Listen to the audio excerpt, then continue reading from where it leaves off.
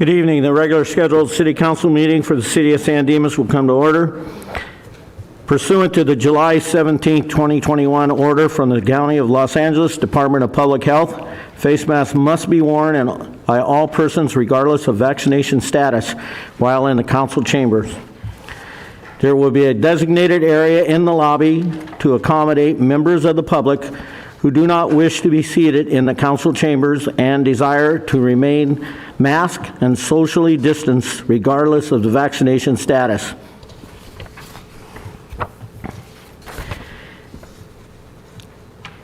As a standing accommodation to ensure participation of those who have sensitive and or other risk conditions, the city will offer a nearby alternative location where the individual who desires to participate in the council meetings and would desire to wear a mask, maintain 6 feet of social distancing, and ensure that those around them are also similarly protected regardless of vaccination status, may watch the meeting. Such individuals will be allowed to remain in that area only if they comply with these restrictions. To participate in oral communication, such individuals will be called, can proceed to the public speaking podium to address the City Council, and are able to return to the fully masked, socially distanced location and minimally exposure to any unmasked individual. Please rise.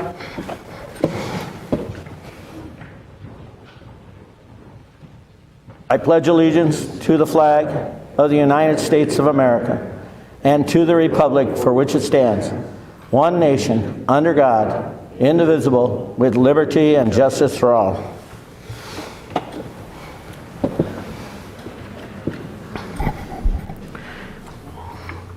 Oral communications. Members of the audience are invited to address the City Council on any item on this agenda or not on this agenda.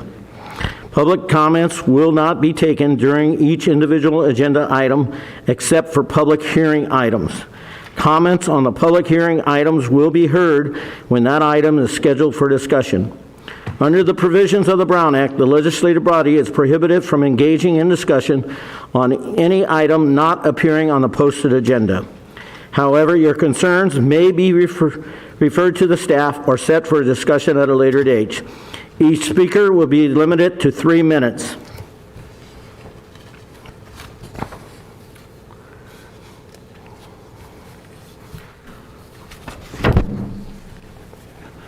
Do we have some cards? Mayor, we did receive an email for an item off agenda. It was from Betty Jean Lamb regarding the Coyote Management Program. That copy of that email has been given to all of the council members and is being made part of the permanent record. There are additional emails for the public comment item regarding districting that I will announce at that time. Currently, I think there's a staff member from Parks and Recreation who would like to make an announcement.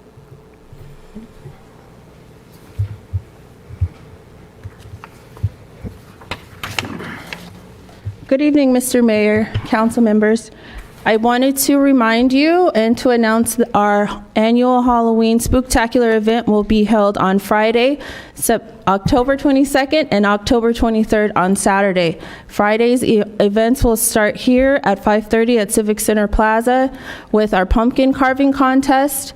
We will have our haunted hall, and we will have our first movie in the park, The Monster House. Saturday morning, we will start our event at the high school with our 5K starting at 7:30. We'll move back here Friday evening at 5:30 for our Spooktacular event with our carnival, our Candy on Elm, formerly known as Trunk or Treat. We'll have our second movie, Coco. Also, the haunted hall will be on its last day. That's all. Thank you. Thank you.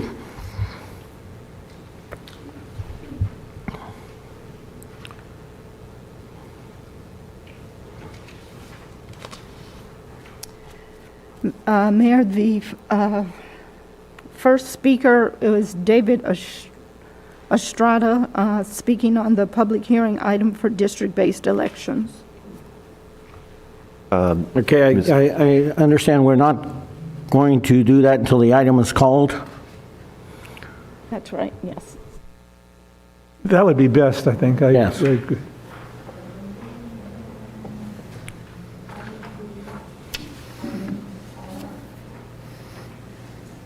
Marilyn Sparks is here to speak on the San Dimas Beer and Wine Walk. Okay, thank you.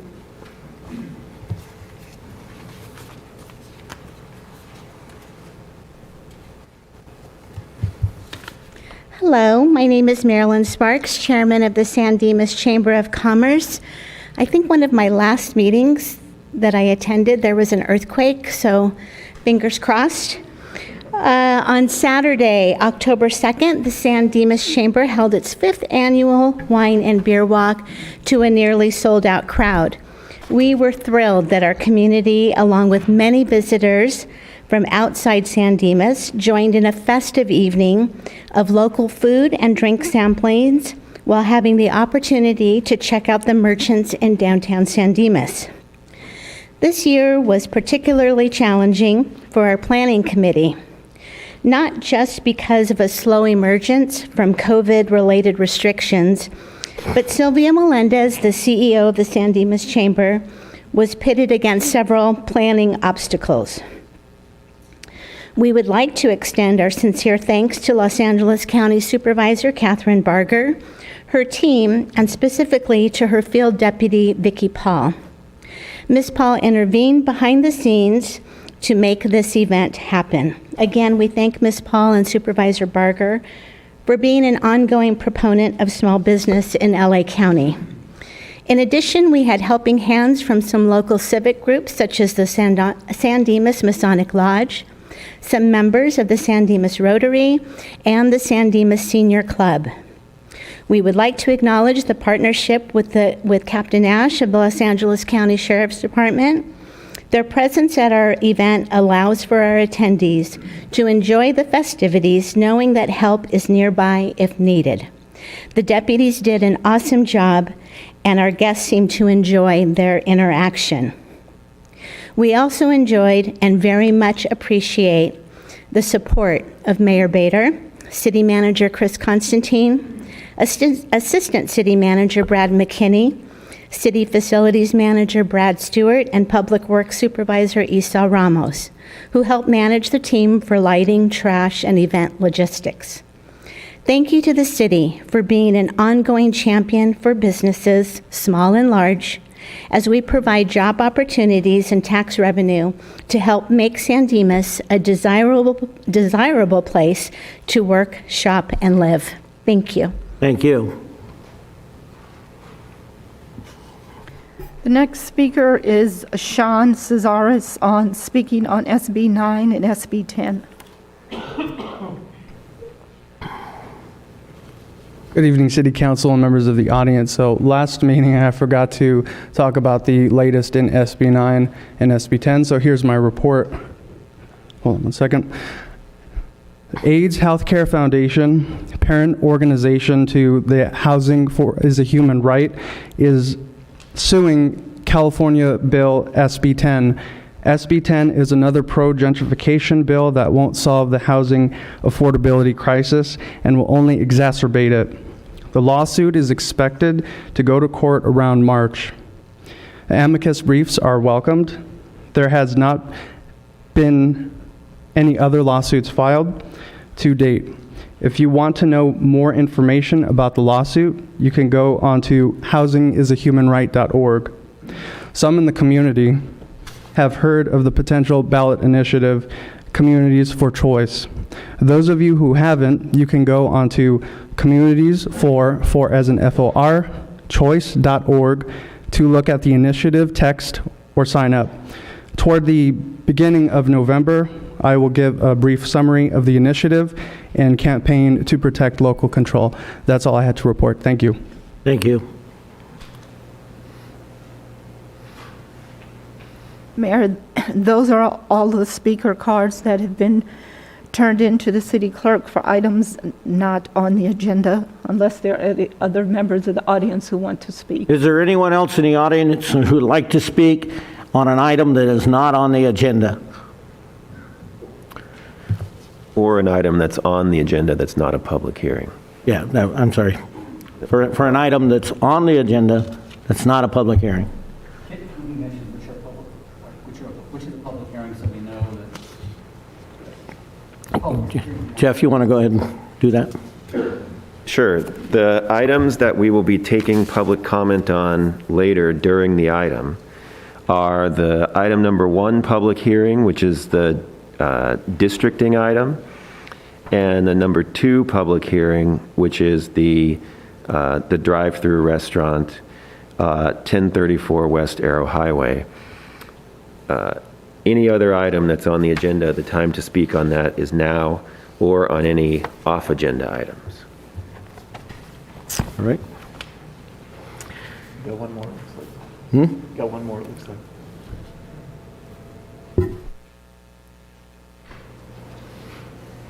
Thank you. Good evening, City Council. I submitted my card, but I guess it wasn't up there. But thank you for the opportunity to present to you here tonight. I did speak with several of you about the Avenida Loma Vista parking initiative, where there was an opt-out that's before you today. Thank you for the opportunity to speak with most of you. What I want to talk a little bit right now in this few time that I have here is that what we presented to you now is an opt-out to be able to break up the parking initiative, to have certain residents on one side of the parking initiative that don't want it, and so the residents that do want it to keep it. We see this as a win-win scenario for everybody here involved, in that the council now has an opportunity to give several of the residents the parking permits, which they now have, but then give the residents that don't want them, which is 10 out of 13, on the other side of Avenida Loma Vista, the opportunity to not have the parking permits. In speaking with each of you, one of the things that came up is like, well, what are the reasons why you guys want to opt out? And one of the main reasons is that, as identified in the City Council's procedures to institute a parking permit district, those parking permits for the residents that live there are extremely invasive. I've spoken to my neighbors, and even the ones that do want them have realized that they want them only because they believe that they have parking issues. So for the residents over here that on our side that believe that they don't have the parking issues, it's an extremely invasive thing to put them on them.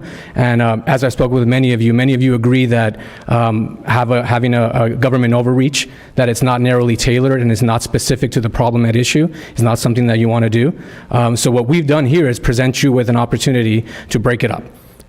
Give the parking permits to the people that want them, and don't give them to the people that don't want them. One of the main concerns that came up at the last meeting that I believe was that there was an intent to try to break up the parking district at a natural break or at the end of a street. If you visit our neighborhood, if you visit our residents, there really is no way to break up the parking district or to end the parking district at the end of a street, because there is no four-way intersection. They're all kind of three-way intersections. So no matter what, you're going to have to end in the middle somewhere. Where it ends on the other side, on Calle Paseo right now, it ends at the middle of a street. A street crosses there, but there's no natural break. So our proposal was that you end it where the residents want it, and where at the end where the residents don't want it, and where the residents that do want it. I think that was a reasonable solution that we proposed in the very beginning. Unfortunately, given just the process as to how it worked out, we were kind of forced to battle it out with our other neighbors because they kind of outnumbered us in instituting the entire parking district. But I think this presents a good example of being able to, everybody gets what they want. The neighbors on that side get the parking permits, and us on our side don't get them. One of the other concerns was the overflow on our side, and we haven't had overflow for 5 months, that we haven't had any temporary parking signs. So thank you for the opportunity to speak with you. I really, really hope that you consider this opt-out and vote in favor of it, and thank you for your time. Thank you. Thank you. Mayor, there's Suzanne Hernandez who also wanted to speak on the parking permit district. All right.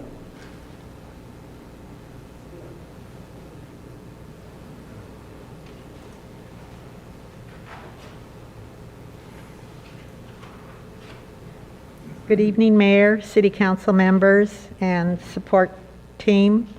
My name is Suzanne Hernandez, and I'm here to talk about the parking permit initiative for Avenida Loma Vista. The opt-out request that we submitted. As Manny already mentioned, the residents who live on the east end of Avenida Loma Vista, they had a majority vote to implement the parking permits. I live on the corner of Calle Vistazo and Avenida Loma Vista. I have not experienced an issue. You know, as far as I'm concerned, we're all taxpayers. We all have a right to park wherever we want to park. You know, obviously, if you live in a gated community, you know, there are a lot of restrictions there. Just kind of feels like some people, you know, have this desire to have that layer of governance that you find in gated communities. Unfortunately, Woodwalks is not gated, so, you know, I say, hey, if you want to park there, park there. But anyway, the whole point of me talking to you is I'm one of the 10 people who has requested to opt out. I know there was a concern regarding the point where the opt-out would begin and where it would end. And like Manny mentioned, you know, we don't have intersections. In our section of the Woodwalks, you know, there you know, a lot of three-way stops. So, you know, even if you take the parking permit initiative all the way over to Calle Linda and Avenida Loma Vista, that's not a clean intersection. So that whole concern, I really think, is a non-issue. So thank you for giving us the opportunity to speak to you tonight, and I look forward to you casting your vote in support of the majority of the residents. Thank you. Thank you, ma'am. David C.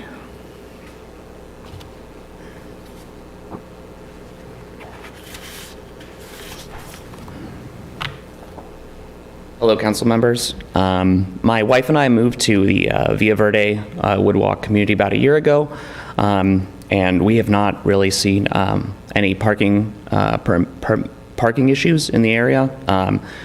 The only time is that parking has been in any way bad is when ourselves or our neighbors have been having events.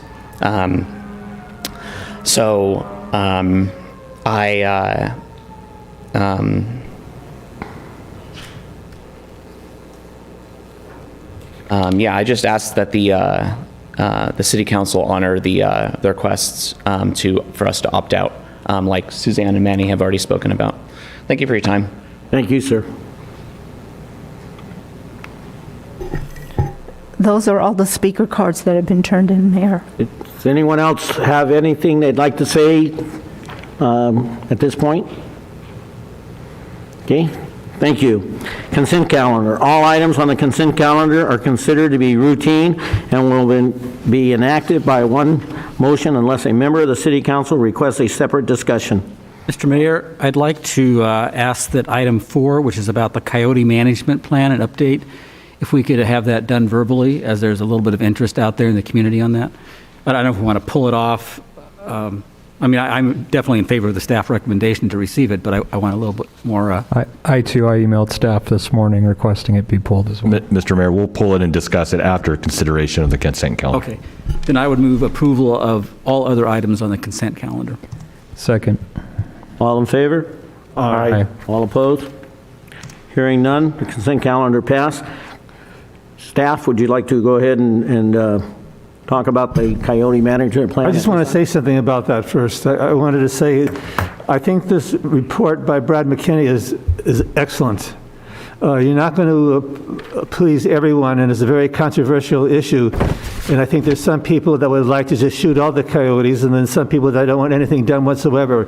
But you've come to an excellent conclusion, and I think you've done a first-rate job, and I really appreciate it. Thank you very much. Thank you. Brad? Thank you, Dennis. Mayor, City Council, tonight I'm going to do an update on the Coyote management plan. At the last council meeting, September 28th, the council requested an update, which is why we're here today, surrounding coyote activities. As background, on October 22nd, 2019, almost exactly 2 years ago, council adopted a plan based on research, best practices that included tools to respond to coyotes in the area. The intent of the plan is to provide guidance to the community and city staff in response to human-coyote interactions within the city. The city's strategy is a multi-focused approach consisting of education, enforcement, and a safety response plan. Coyote awareness education is critical for residents to make informed decisions regarding the safety of their family, pets, and property. Living with coyotes is an ongoing process, as we are all finding out, and it's important to remember that no plan will eliminate all of the coyotes or their challenges that come with them. However, the intent of the plan is to provide guidance with dealing with the coyotes in the city. This is a regional concern, and based on the research, they're not going anywhere. The goal is to provide public safety while learning to live with the coyotes. Recently, the city has received a slight increase in coyote sighting reports, which is most likely a result of the season. Coyotes are most active during two seasons, the birthing season, which is April and May, and the dispersal season, which is October through January. And we're currently in the dispersal season, so the coyotes have their pups and they disperse during this time, which is why you're seeing increase in sightings. Coyote activity continues to be tracked on the statewide coyote tracking system, Coyote Catcher, which was instituted in 2017. The staff reports includes a chart outlining the types of encounters we've had over the last couple of years since we've been utilizing the tracking system. And as of October 5th, 2021, there's been 27 level 1 reports, which are sightings or missing pets, 10 level 2 reports, which include coyotes advancing towards or appearing to follow a reporter, chasing a pet off leash with no contact between the coyote and pet, and a pet attacked off leash with contact between a pet. And only 2 level 3 reports, which include coyotes chasing the pet on a leash with contact, a pet attacked on a leash without contact, or a pet killed by a coyote, or a coyote biting a reporter or individual. These total 39 reports, which is lower than the average from the previous 2 years of 92 and 98 total reports. However, we have a few more months to go, and this is the active season. Since the coyote management plan was adopted, the city has utilized the LA County wildlife specialists to address concerns in the community. They've been responsive and have been able to meet with residents that contact the city in an expeditious manner. The specialists provide educational information to residents, investigate the sightings and encounters, and after the investigation, they make a recommendation on the situation. These recommendations include yard cleanup, removal of pet food, water, education to the residents, protection techniques, and it could include them reporting an incident as a threat to human life. However, no human life has been reported to be threatened by the wildlife experts that have addressed the concerns in the community.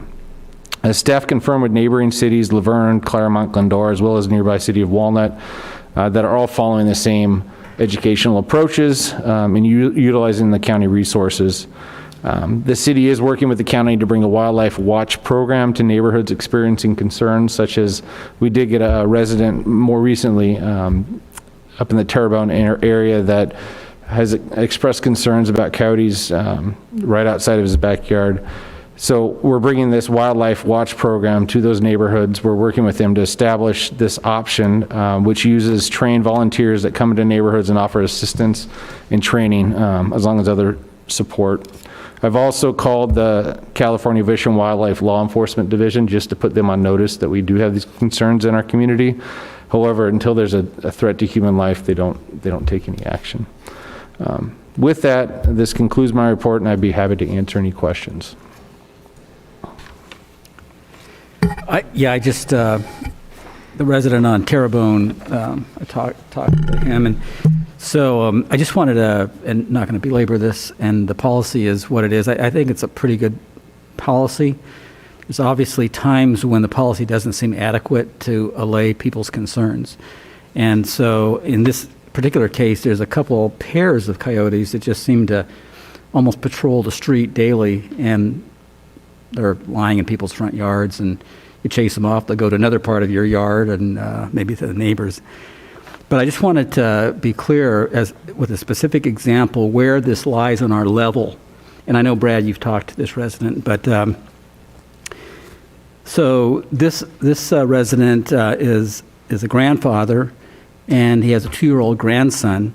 He has a play set out in his backyard. I was there yesterday and was looking at it. But a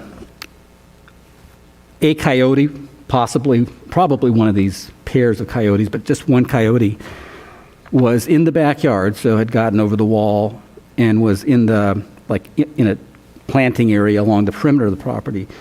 And it was 20 feet away from the boy on the swing, and staring at the boy on the swing. And obviously, the resident grabbed the boy, put him inside, and chased the coyote off. Or chased the coyote off and put the boy inside. I can't remember the exact details. So what level does where does that fall, and what is the response? And I know we've talked about this before, but maybe you can just tell the public about that. Yeah, so we immediately had, in this situation, we had the wildlife experts go out there, and they met with the resident.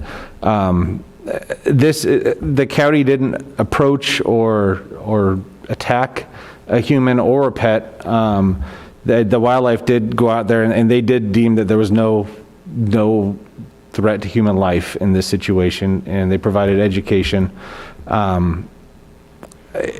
Where it falls on the category is it's a sighting. It's a coyote sighting because it didn't approach or attack or track a human. It was sitting 20 feet in Terrebonne. There is wildlife right outside the gate, so they're in their surroundings.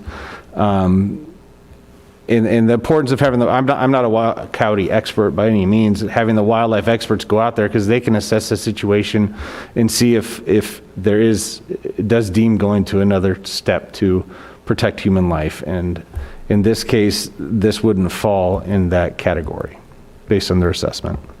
Okay. Yeah, I mean, you don't know what to do because I understand what you're saying, and yet you can imagine the fear that would put into anybody to observe that.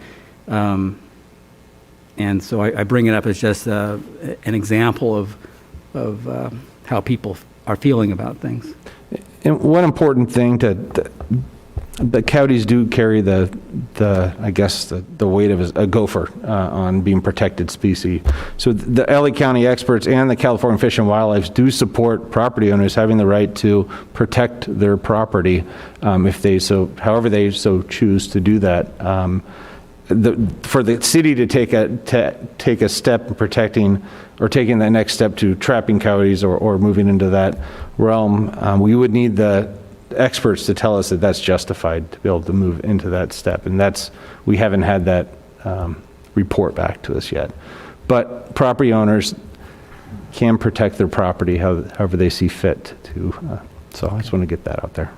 That's very cryptic, Brad. I would move that we receive and file the coyote update. Yep. Second. All in favor? Aye. Opposed? Receive and file. We'll move on to the public hearings. Public hearing 1, public hearing to receive input from the community regarding draft district maps and election sequencing for the district-based election system for this city council. Jeff? Yes, thank you, Mayor. We are here tonight for our third public hearing on the city council's consideration of transitioning to a district election system for members of the city council. We held our first 2 required public hearings on August 10th and August 24th of this year. And those 2 first hearings were required to be held before we had drawn or any maps had been drawn. And then the next legal requirement is to hold 2 more public hearings after maps have been drawn. And so we have our demographic consultant that the city hired, Jeff Simonetti from National Demographics Corporation, here tonight. who has prepared some initial preliminary maps for the council and the public to consider, provide comment on tonight for 4 districts that the city could be divided into, but the council will ultimately make the decision on what district map is adopted after receiving submissions from the public on the public's draft maps that the public may want to submit over the course of the next couple of several weeks. So I'm going to hand it over to Jeff Simonetti from National Demographics Corporation to walk the council through the public hearing tonight and the maps that have been created, and to also talk about the next steps in this process.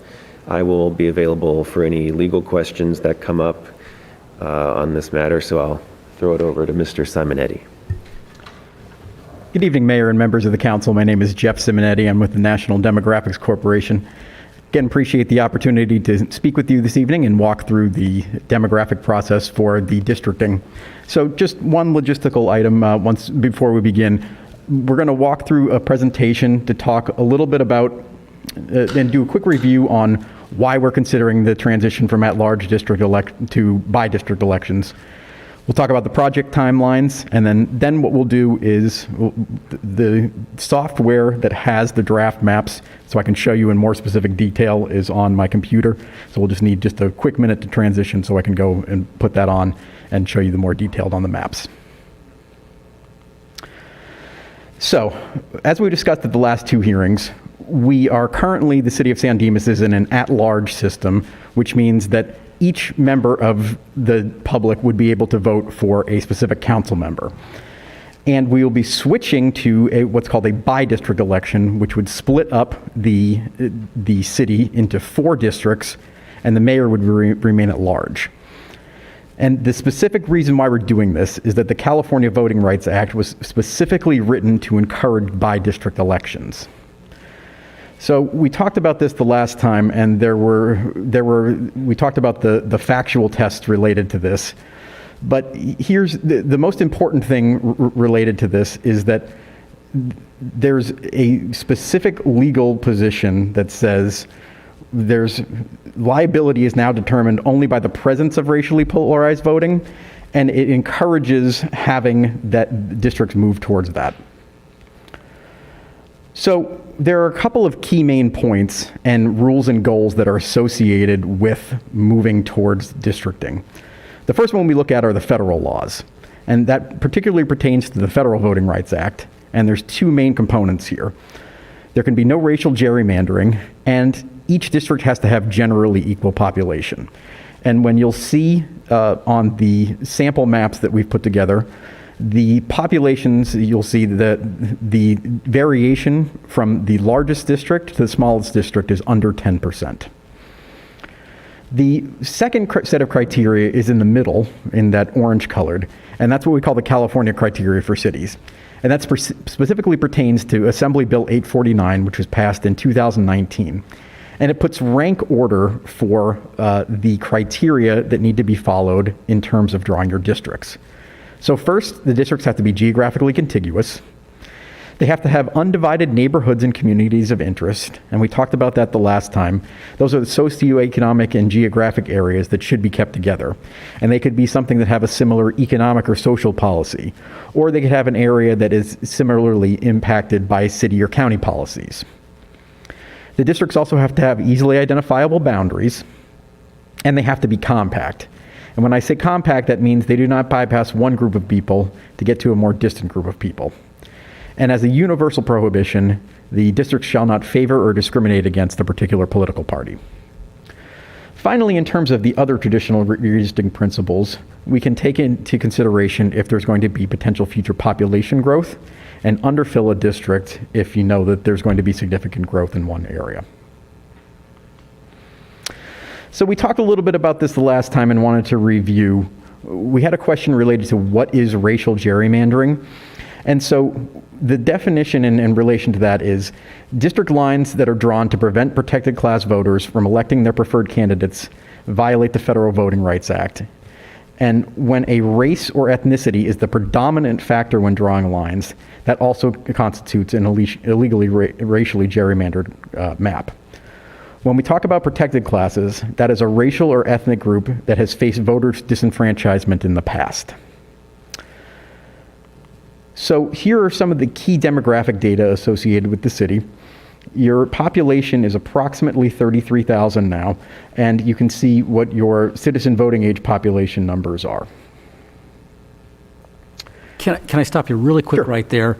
The reason we're doing this now, I believe, was because the demographic and population data has just been released. Yes. For 2020. I'm noticing on your chart, I see estimated.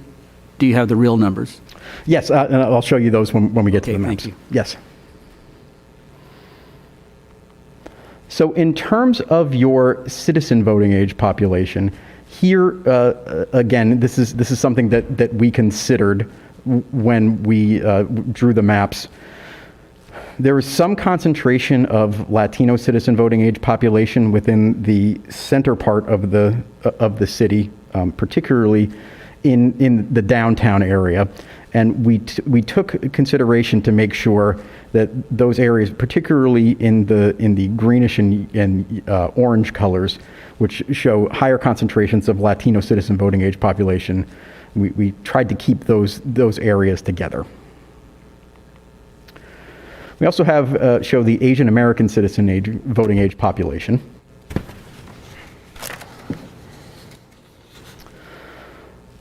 One of the things that we want to talk about too is timing and project considerations. So there were, as we mentioned, there were some significant delays in the release of the census data. The full data sets came from the Census Bureau and they were not ready until late September. The state census said that they were going to release their data on September 20th, which they technically did meet their deadline, but the original data set that they had released was, they found some pretty significant errors in that data set. So a full and usable data set wasn't available until September 27th. So we've had, unfortunately, a very quick turnaround here in terms of being able to start this process. And the reason why we have to get this process done so quickly is that San Dimas, as you know, normally holds their elections in March of even-numbered years. With the delay in the census data, there would not have been enough time between when the census data is released and when the law requires cities in this election cycle to complete the redistricting process. So the city is in the process of moving its elections to June to meet that deadline.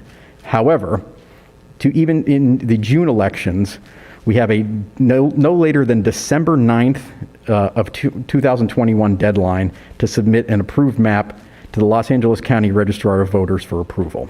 So we have a very, very quick turnaround here. So let's talk a little bit about the dates that we have here for our upcoming hearings. So we had our first public hearing on August 10th. On August 24th, we had our second public hearing. Tonight will be our third public hearing.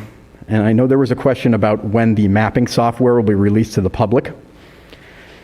We again, like I said, received the full data set on September 27th.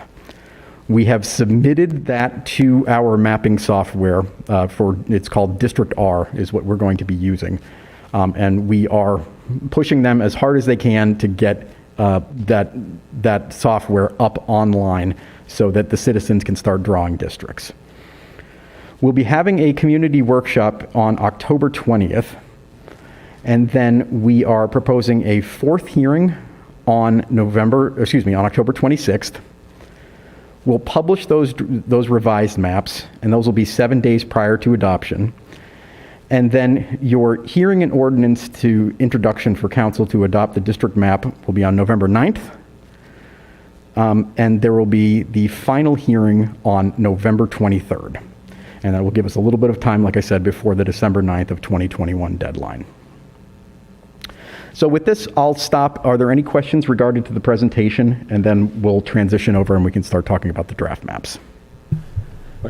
I guess I'm looking at a letter that was submitted to the council this evening. And one of the things that this letter asserts is that it should The software itself or the districting software should accompany the information of the total population size, citizen voting, et cetera, et cetera. So when this, when the data set you're talking about is uploaded into this software, then will the community be able to see this demographic data when they do their exercises with the software? Absolutely. So it'll have your total population, and it'll also give you the citizen voting age population data that we'll talk about. And yes, that will be all part of the online mapping tool. So as they manipulate the map and make their adjustments as they see fit, it'll reflect that data within the district that they're proposing? Okay, thank you. Correct. Councilmember Vienna, just to clarify that point for the record, I did review this letter that the city received today from attorney James Sanbrano, and you're right, he's actually alleging that the city already does not comply with the elections code because we don't have that information on our draft maps on our website right now. And I just wanted to point out that this code section that he cites to is a code section that applies only to cities that are redistricting. So who are already doing district elections and then they have to redistrict after the census. It does not apply to a city that's transitioning from at-large elections to two district elections for the first time. So a lot of cities are redistricting right now because the census results just came out. Mm-hmm. So I understand that there may be some confusion about what statutes apply, but we are in compliance with the elections code with the maps that are on our city website right now. And Jeff, just to wrap that up, it sounds like we'll be going above and beyond then when we actually do include that data set feature into the software, right? Correct, yes. Okay, thank you. I just have two quick questions, or maybe three. Are we talking, for number of people in each district, are we talking about the total population or the voting age population? It's for the total population. Total population, okay, Yes. That's what I thought. What's the maximum variation in population between districts? Yes, so when we talk about variation, and it's variation from the largest district to the smallest district, has to be under 10% total variation. Got it, okay, great. And then talking about keeping, you mentioned socioeconomic groups together, as long as you, well, I don't know as long as what, but can you have two different socioeconomic groups, even if they're widely different, in the same district? Yes, it depends. The answer to that question is yes, but it depends. That's why we talked about the communities of interest at the last time. So if there's a community of interest that the city or the general public wants to identify that should be kept together, and that's where we go back to the rank order here. It's the second order there. That is something that we would consider to keep together within one district. But beyond that, yes, there could be multiple neighborhoods or districts within one district. Got it. Okay, that's it. Thanks. Mm-hmm. Dennis? Eric? I appreciate you including a slide on the racial gerrymandering thing, because I think when we talk about the districting process as a whole, that's kind of the theme that comes out as we're drawing, districts to include certain races in the district at certain percentages, which to some would seem like racial gerrymandering. So I really appreciate you putting the slide in there just to clarify for everybody out there. The one thing that came out of the slide is that, when I'm thinking of racial gerrymandering, the second point, which was when race or ethnicity is the predominant factor when drawing lines, that constitutes an illegally racially gerrymandered map. When we talk about predominant, well, I suppose, is that a standalone section by itself, or is it only in, does that only apply in conjunction with district lines drawn to prevent protected class voters from electing preferred candidates? So when we're talking about particularly related to the Federal Voting Rights Act, mm-hmm. we have to, and again, is the highest ranked. We have to ensure that when we're looking at the demographics of each district, that if there's an ability to draw a majority seat, that you're not splitting that if there's a possibility to do that. And that's really the driving principle behind what the Federal Voting Rights Act is associated with. So I suppose that second point, when race or ethnicity is the predominant factor when drawing lines, that more applies to splitting a racial or ethnic group rather than including them all in, if I'm to understand right. In terms of the ethnic background of a protected class? Correct. Yeah. Yes, you want to make sure that you're not splitting them if there's a possibility of creating a majority district. The other way I would explain it, Councilmember Weber, is that race can be considered in drawing a district, but you don't want it to be the predominant factor. So there has to be if race is going to be one factor, there also has to be some other, like they're all in a certain neighborhood in the city, like that district is also a different kind of community of interest, and race is not the only thing that you're considering when you are drawing that district. Okay. I think that hopefully clarifies it enough. It helps me, certainly, and hopefully it helps others when they go out and set out to draw their districts. And I think what must be realized is that this is difficult in San Dimas because there aren't large groups of people of the same race or ethnicity living in one specific area. When I think about my street in Villa Verde, there's no majority there. There's Hispanics, there's Asians, there's Caucasians, there's whatever, but there isn't a large group. I think it's that way throughout Villa Verde and throughout San Dimas.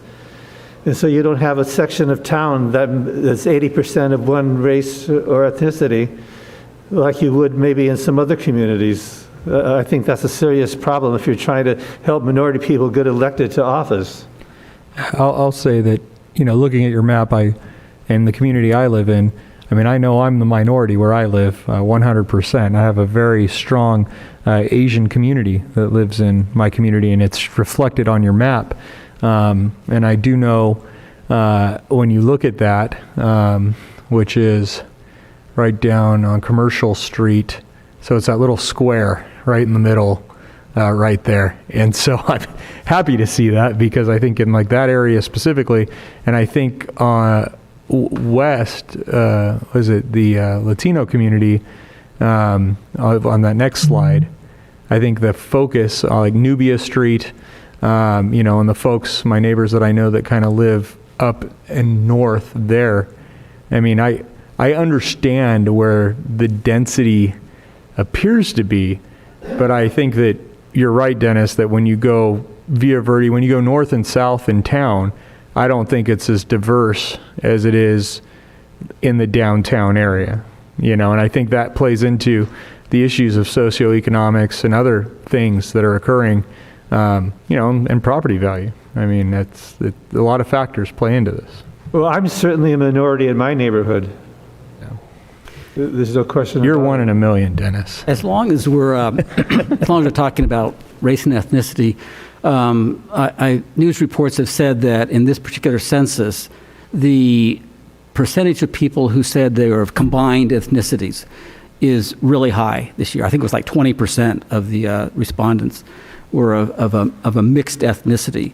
So talking about the whole lawsuit's about Latino representation, so we might as well we can talk about it, I think.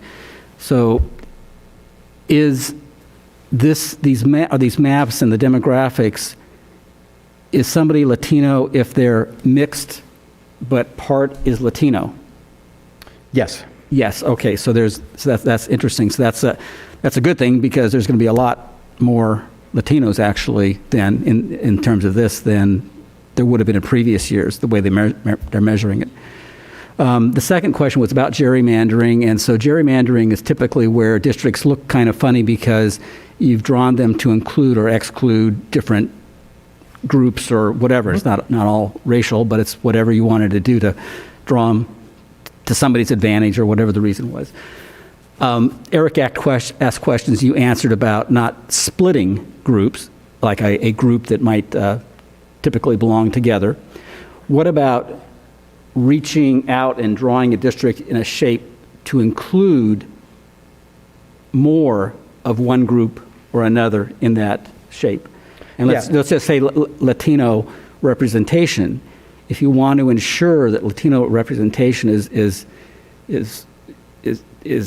better, there's a better chance for it, there may not be a district that's square, or it may have to go and swoop down and include neighborhoods that are, not that you're making the district some really strange shape, but it might just have to go in a little bit of a direction. And is that a goal, and is that something that we're trying to achieve? Sure, that's a good question. And so I point here to point number 4 in the orange box there, compact.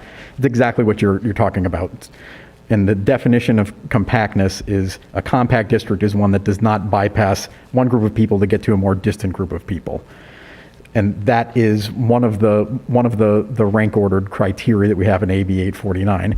And that's something that particularly related to that we're trying to avoid in terms of, like you're talking about, leapfrogging a certain group of people to grab something else. And there's, like I said, there's different definitions of compactness, but we try to keep the districts as compact and small as possible in terms of that. Okay, and maybe last question. When I guess this goes to the state or somebody for approval, or I can't remember the agency that does it, but do they look at all these factors and say, San Dimas, you haven't done a good enough job in doing X, Y, Z? I'll take that question. When the city council chooses the map, we just submit that to the County of Los Angeles so that they can run our election in June. There's no approval process by any upper state agency or superior agency. The legal validity of our map would be tested if there were ever a lawsuit filed against the city by a plaintiff to challenge the legal validity of the map. Okay, great. Thanks a lot for that. Any additional questions? Can I just get one more point of clarification on, I think this was the last time we had a public hearing about this. We talked about the map, and there was one particular area in which I think it was almost the only area or the largest area that constituted 75 to 100% of the area was a Latino population. But that we had kind of voiced some concerns over that, since it was all a commercial area with no residential or very, very little residential. And I guess the thought was that block should be around 12 to 1,800 people inside of that block. Were we able to do any looking into that to see if that was correct? I can show you the population figures on that. Okay. Okay. All right. We're going to take, are you finished with your presentation? Yes. Okay, we're going to take a 2-minute break while the speaker sets up his computer, and so we can move forward. Thank you.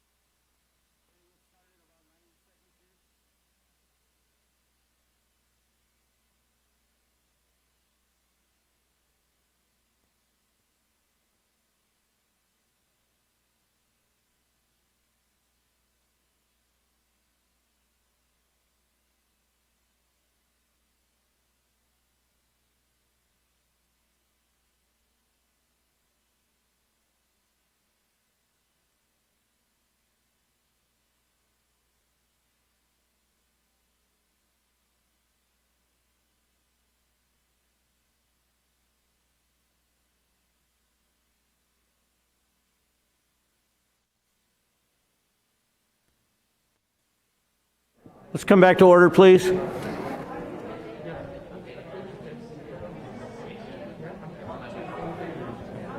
Hello? Let's come back to order, please. Would you? Yeah. Would you like to go ahead and continue with your presentation, sir? Sure. Can everybody hear me in the microphone? I hear you. Perfect. All right. Okay, so we have two sample maps, and we'll walk through them. Excuse me. Would you have a pointer or something? And some of the people were requesting it. Yep. Thank you. Okay. So this is map 101, and so the idea here was that we wanted to keep the Villa Verde neighborhood together.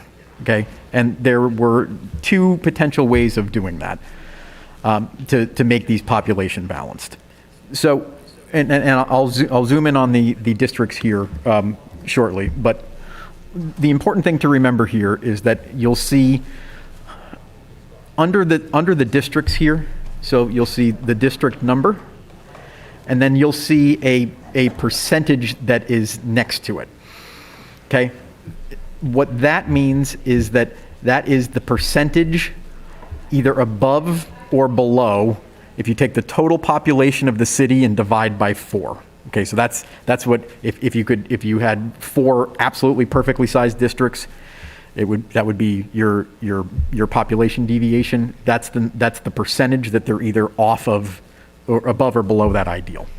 Okay, so I'm just going to kind of do a 40,000 foot view, and then we'll zoom in. So in map 101, what we did was to make the district's population balanced. We started in Villa Verde and picked up the northwestern corner of the city, the southwestern corner of the city, to make that population balanced. District 2 would cover the area around the Pudding Stone Reservoir and parts of the southern part of the downtown. And then I'll zoom in here so you can see the specifics. But for the separation between districts 3 and 4, the demarcation line is San Dimas Avenue. And here, let me zoom in more specifically. So we'll start down here. So when we zoom in here, you can see the street. So here is the 10 freeway, 57 freeway,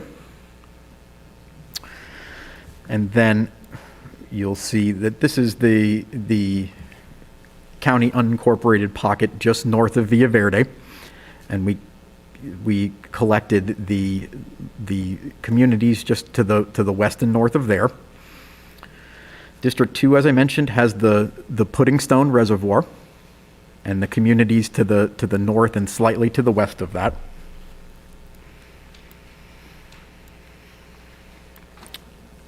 Then let me zoom in here so you can see where the districts connect.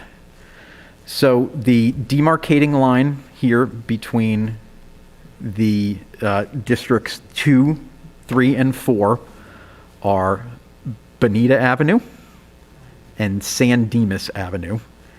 And then there's a slight jog here, which is Juanita Avenue. And then District 4 captures the remaining portions of the northern part of the city. And you'll see too, there are in both of these, you're going to have 2 districts that are geographically significantly larger than some of the others. Remember, we're balancing these by population, not by the size of the geographic size of the districts.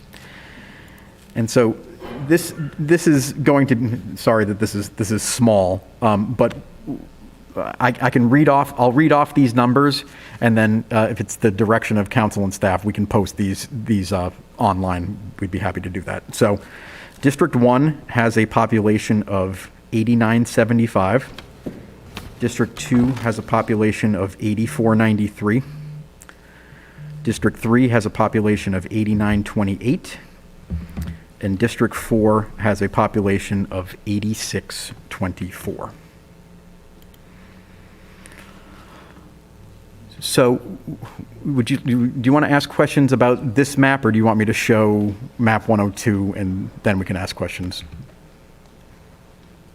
What would you prefer? Any questions? You aren't able to get into the demographic data for any Yes. of these, are you? Just out of curiosity, since we have folks here interested. Yep. So in terms of, for Hispanic origin, so in terms of percent Hispanic origin, for District 1, it's 30.46%. For District 2, it's 38.04%. For District 3, it's 44.33%. And for District 4, it is 35.58%. And then for non-Hispanic Asian, District 1 is 23.25%. District 2 is 13.75%. District 3 is 11.96%. And District 4 is 12.2%. And again, we'll post these. Thank you.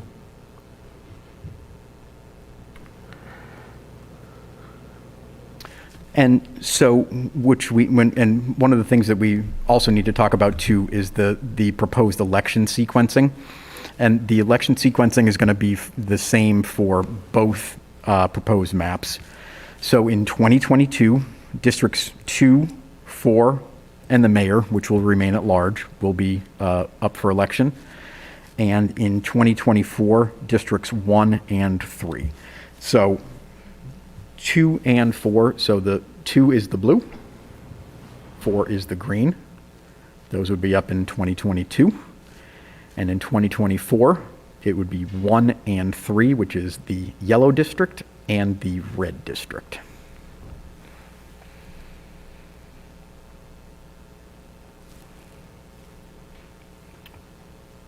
Questions associated with this map? And we can go back and forth, but I can answer any questions, or we can go to the next map. All right. So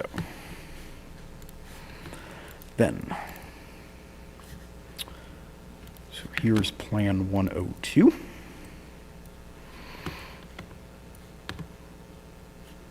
All right. Plan 102 takes a slightly different route. So if you remember in Plan 101, we had originally put Villa Verde together with these neighborhoods up to the north here. In this one, we put Villa Verde together with the communities around and slightly to the north of the Pudding Stone Reservoir, with San Dimas Avenue here as the demarcating line. That district would go to, I believe it's the train tracks. Okay. District 2 would capture the areas to the west of the county pocket, as well as the areas along the 57 freeway here, up into, and the demarcating line here between 2 and 3 would be Arrow Highway. For districts 3 and 4, District 4 would include the eastern portion of the downtown up until Baseline Road and to the city limits to the east. So here's Baseline Road. Here, the train tracks with San Dimas Avenue being the demarcating line. And then District 3 would capture all of the areas to the west and to the north of that. So I can zoom out here so you can see.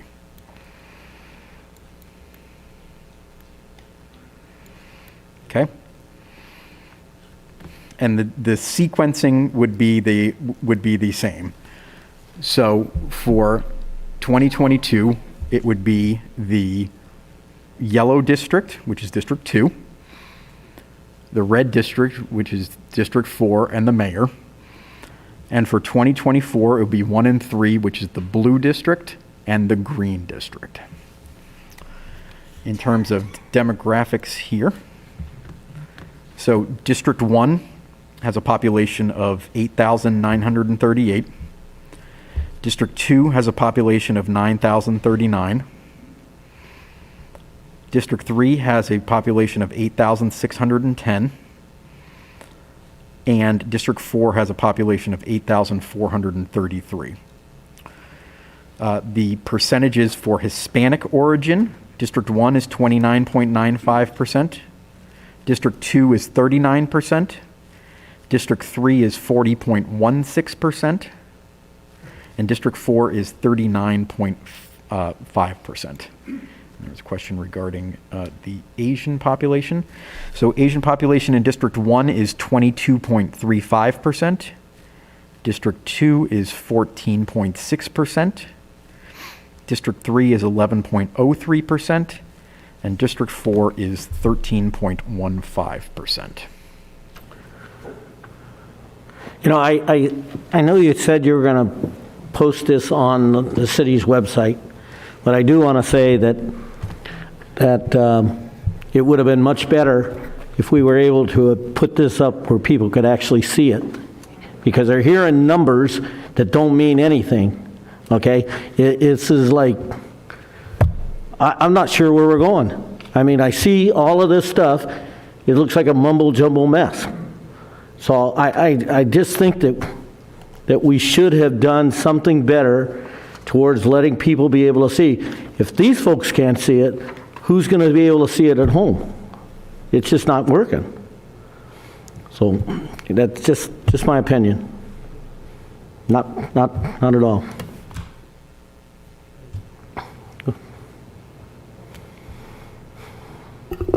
And Council, I did want to note also that these maps are just examples that the demographer has come up with based on demographic data from the last census.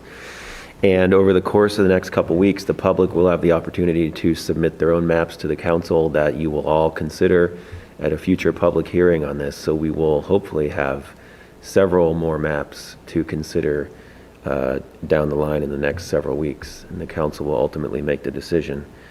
And we'll ultimately decide, like we talked about, the sequencing of maps as well, or the sequencing of the elections. Decide which two districts will be up for election in 2022 and which two districts will be up for election in 2024. Thank you. Just one thing, if I could add. I want to let you and the general public know that we are doing everything that we can to get the public mapping tool up as quickly as possible. As I mentioned, the state was supposed to get us this data by September 20th. They gave us a completely unusable set of data, so we had between September 27th and now to turn these maps around. Thank you. We have submitted everything to the vendor, and we are pushing them as hard as we can to make sure that that online mapping tool will be available. Thank you.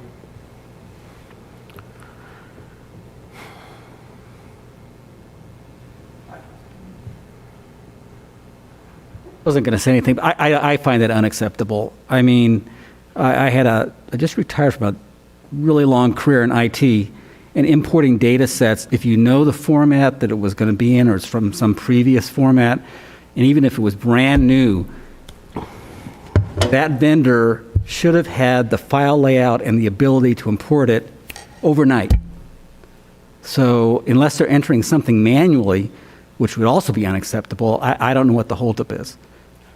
So I won't say anymore. Okay.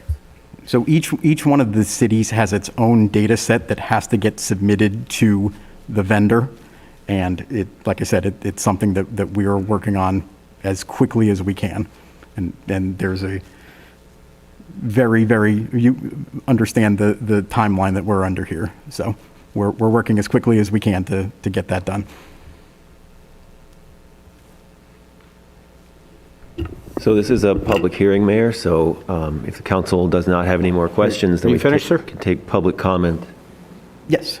Okay, thank you. I'll open up the public hearing.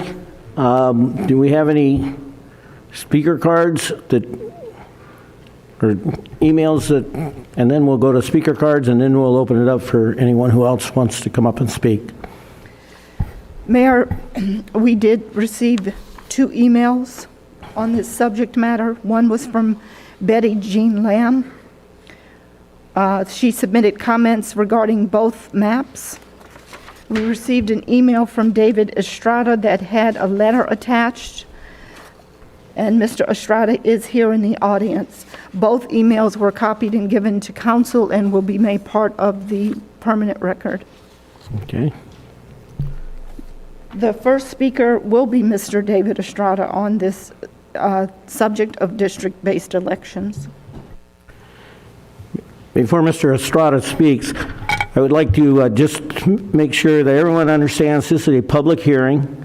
There are no time restraints, but I would ask you, we have lots of people in the audience, please, move forward, say your piece, and try to remember or refrain from repeating what, the other speakers have done for your benefit and for the council, because it's just ongoing.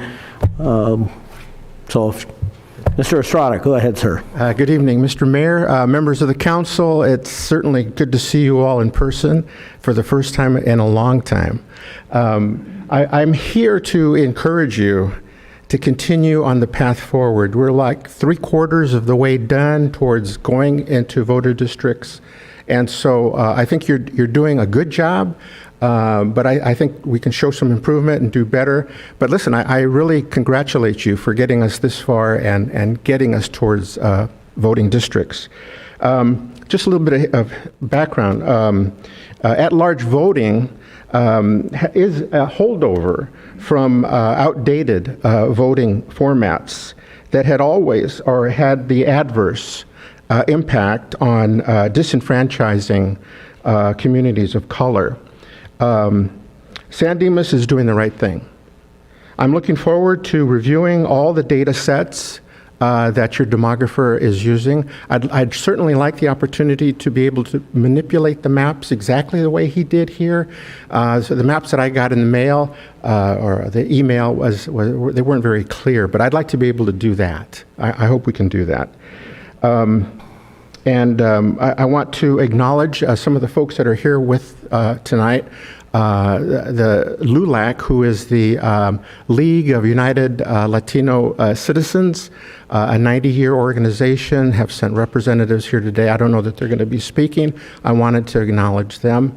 Representatives from the Latino Roundtable of the San Gabriel Valley and the Pomona Valley are here tonight as well as from the Labor Council for Latin American Advancement, AFL-CIO.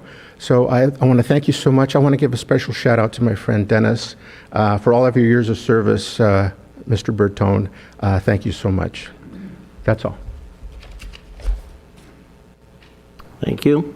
Next speaker is Jose Calderon.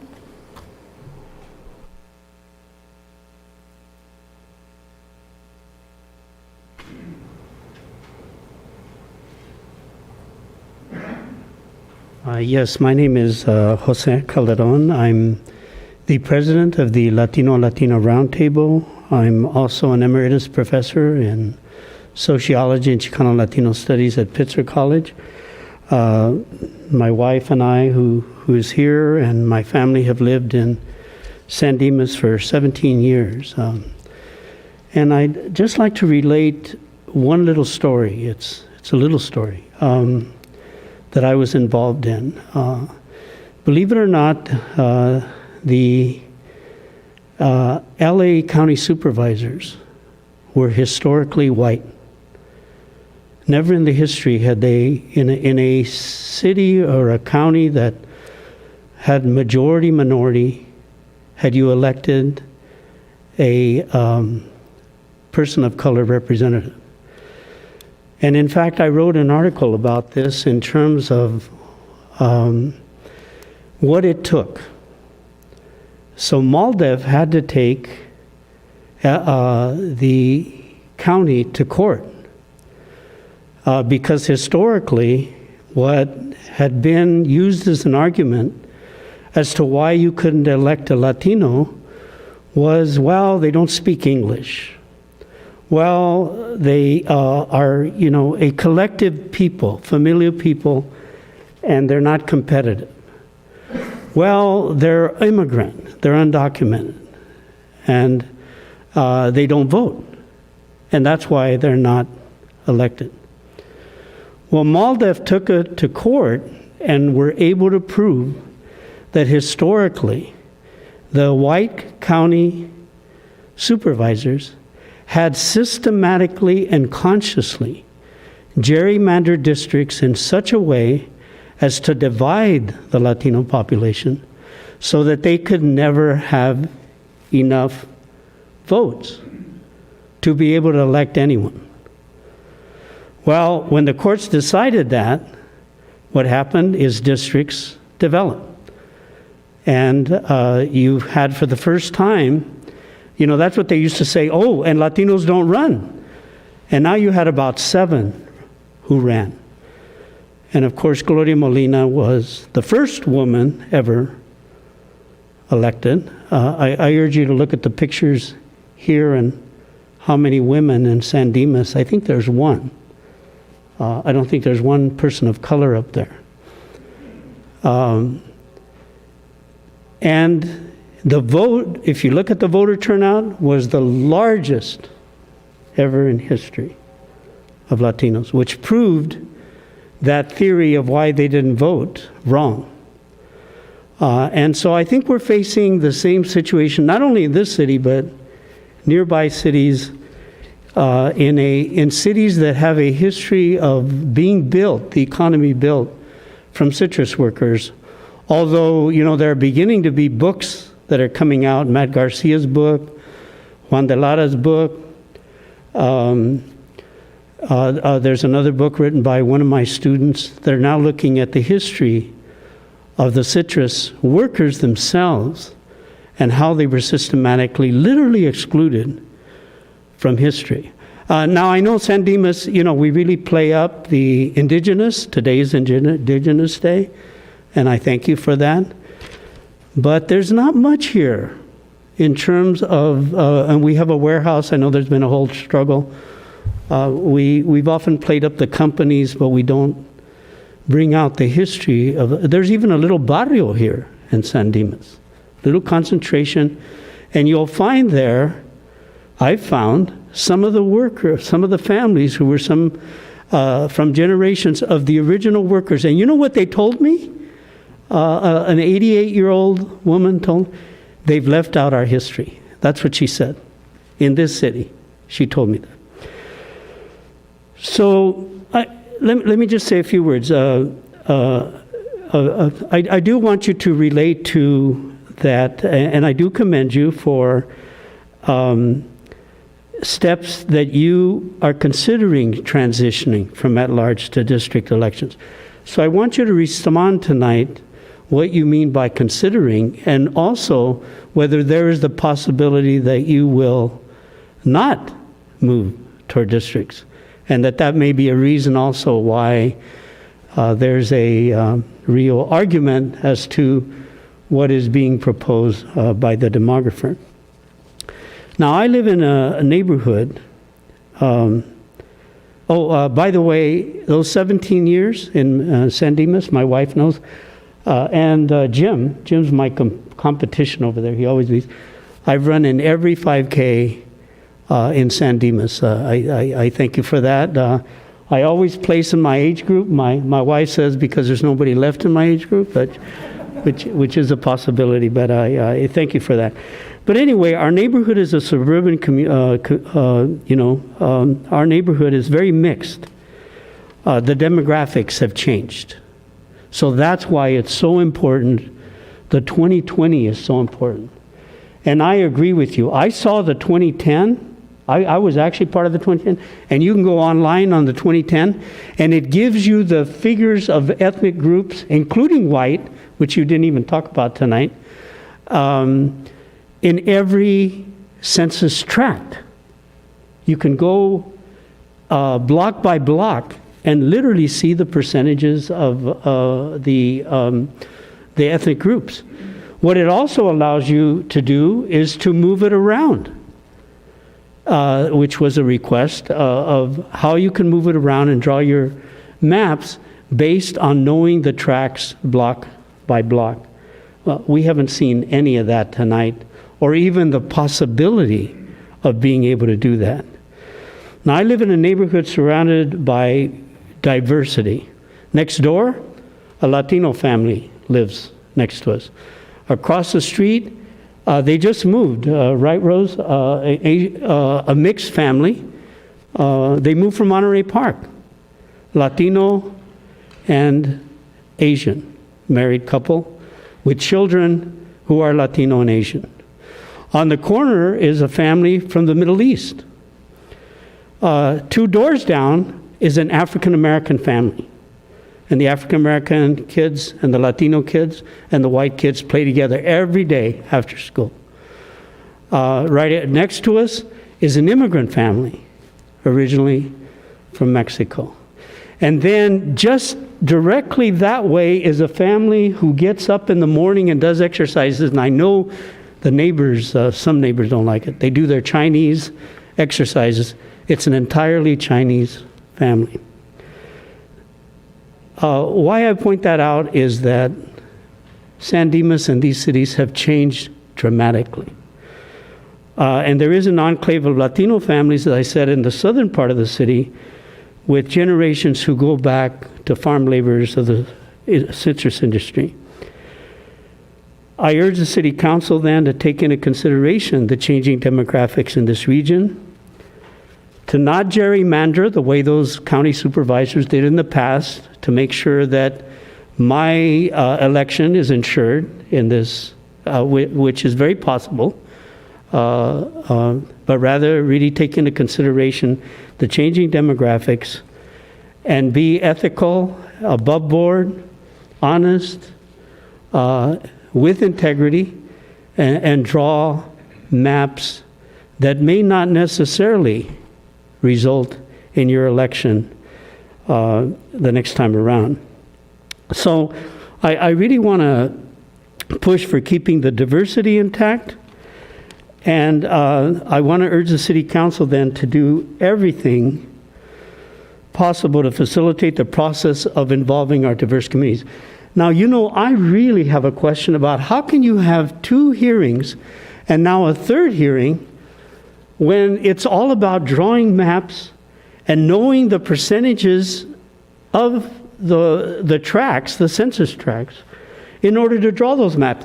How can you possibly have citizen input and hearings and an entire process when you haven't even had the damn 2020 census data? This is the first time. And we don't have, like you said, we don't have the ability right now.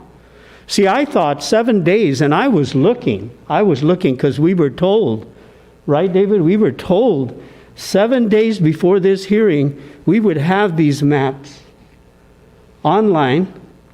We'd be able to move them around and maybe start to figure out our own maps so that we could come and really testify on the maps. Well, that's not so. So what are we talking about, hearings and involvement of the public, if we even don't have the data? We haven't even had the 2020 census data.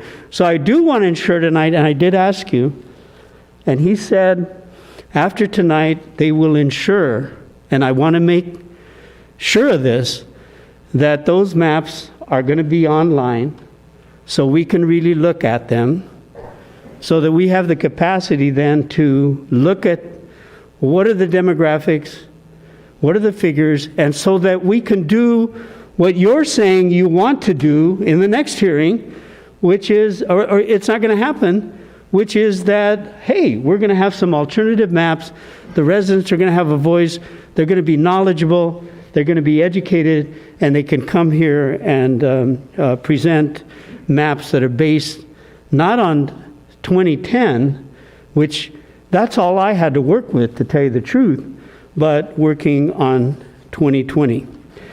and maps that, include all the groups, including what wasn't even presented today.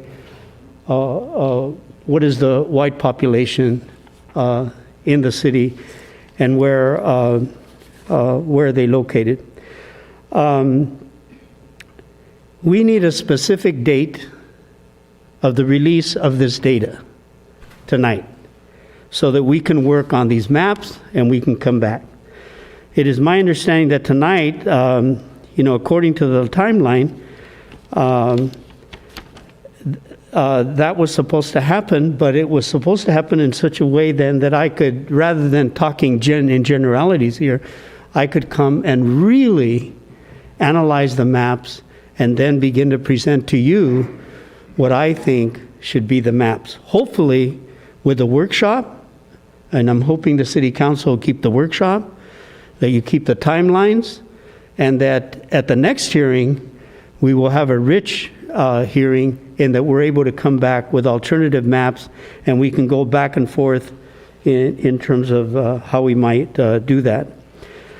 So that is one reason I wanted to be here tonight. It is very difficult, again, to comment on draft maps, which was tonight, when we have not had the opportunity to see the maps or to analyze them. And given the information tonight, I just want to make sure that you follow the timeline, that those maps, that you give us a date, that those maps will be on your website. And we want to know for sure that you're going to have workshops that are really going to give the community the tools to be able to develop their own maps. That's what it's supposed to be. So I'll be there. It's on my calendar. And I want to make sure that happens. And I want to make sure that that hearing on October 26th can include draft maps from residents, and whether additional maps will be considered then on October 26th and November 9th, and that you will allow for that. I do want to request as much as possible from the demographers.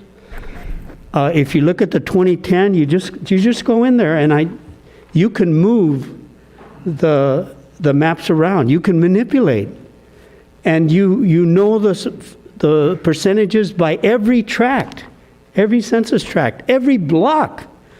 Now that's a kind of map, I hope that, the City Council will fight for in order to make this as democratic as possible. I know it's something I will fight for, so that we can come up with a map that truly will move this city forward in terms of what has happened in the region. And I'm talking about Laverne, Glendora, all the way down, in terms of these demographic changes. And hopefully you all will be ethical and place integrity in the forefront in ensuring that there is no gerrymandering like the kind of gerrymandering that I put forward in the past, and that we allow now for the fullest of participation so that we can advance a diverse, a multiracial, multi-ethnic, cultural community that really not only involves the residents, but allows them to participate, but draws out the best of their capacities and their abilities to create a community that we all desire to live in and that we all want to live in. Thank you. Nate, thank you. The next speaker is James Sembrano.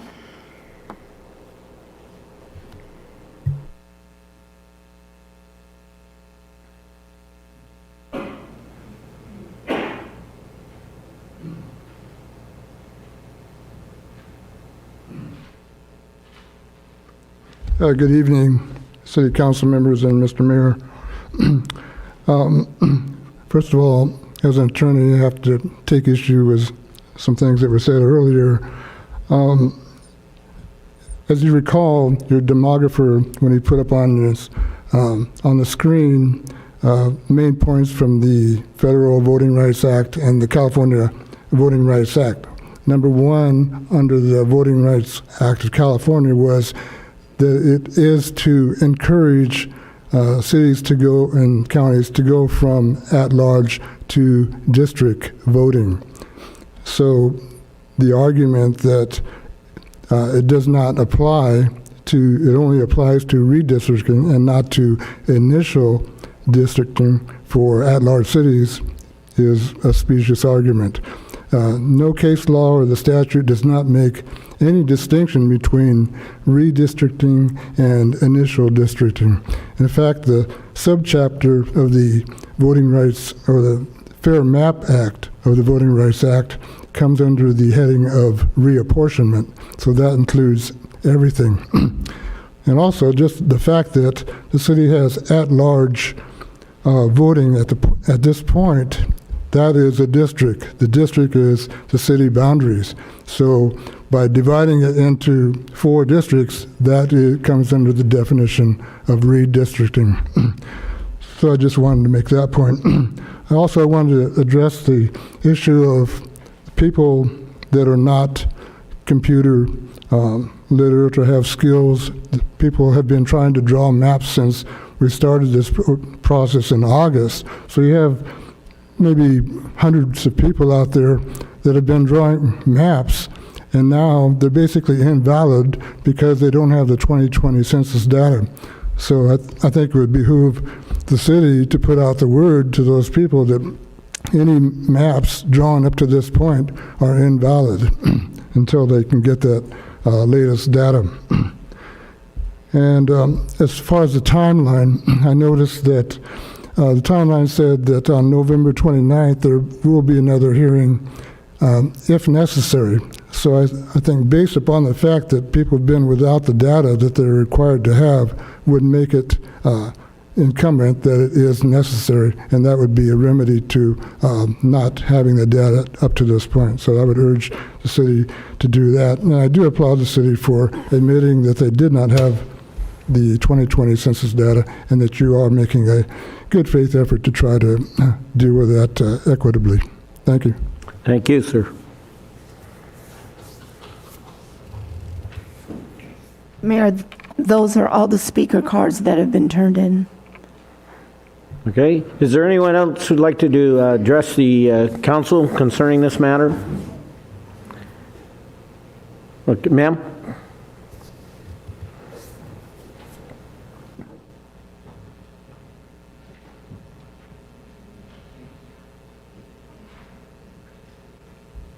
Hi, I'm Rose Calderon. My husband said we've only lived here for 17 years, but it's been 26 years. I don't know what happened to him,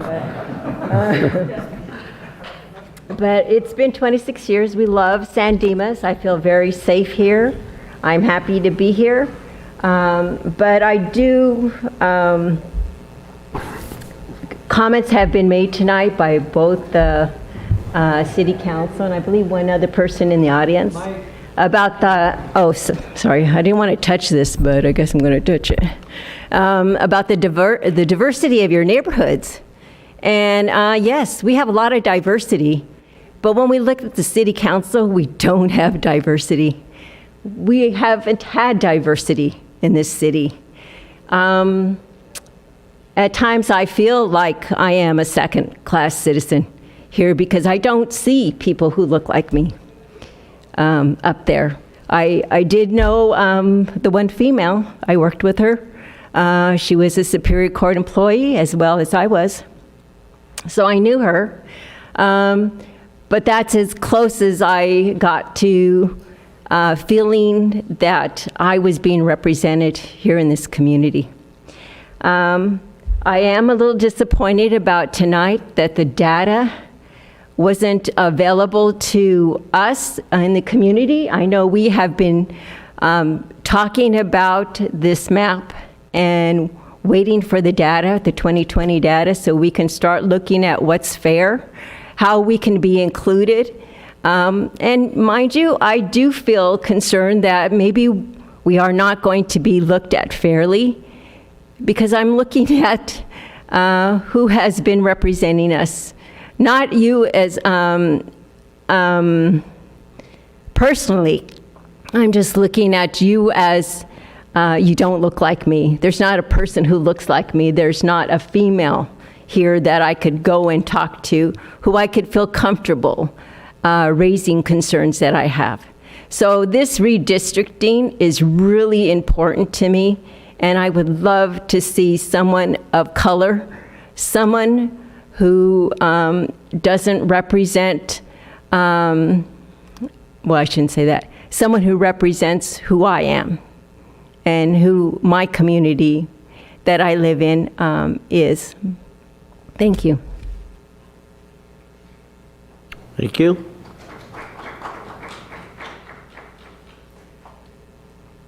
Sir?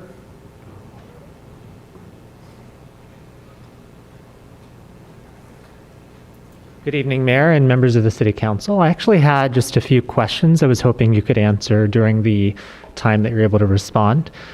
So the first question I have is, I know there's been discussions about the maps and whether and what boundaries there are displayed. On the website currently, as you are aware, the street names are not shown, so it's pretty hard to discern what these proposed districts are. So my question is will we are you planning on replacing those maps with maps that have the street names? And would other submissions also include the street names so we could see all the submissions and where the boundaries lay? So that's question one. Question two is, I'm sure you'll be getting a number of submissions tonight or well, whenever the software is available. And I wondered if you could articulate what process you will go through to select and vote on the maps. So you're going to go through one by one and vote on them and narrow them down? Are you going to eliminate some? I think it'd be important for people to know how you're going to discuss and narrow down the selection until you get to the final one. So that's question two. And then question three, what other levels of participation are you expecting from the community? I know that there are public hearings, so are you going to propose maps and put them up and have people debate them? I wondered if you could talk a little bit about that, because I know many members of the community are very interested in getting a little bit more detail. And with those, I'll take the answers offline, and thank you very much for your time tonight. Thank you. We'll have the either the city manager or the city attorney address those questions after we've closed the public hearing. Anyone else like to speak?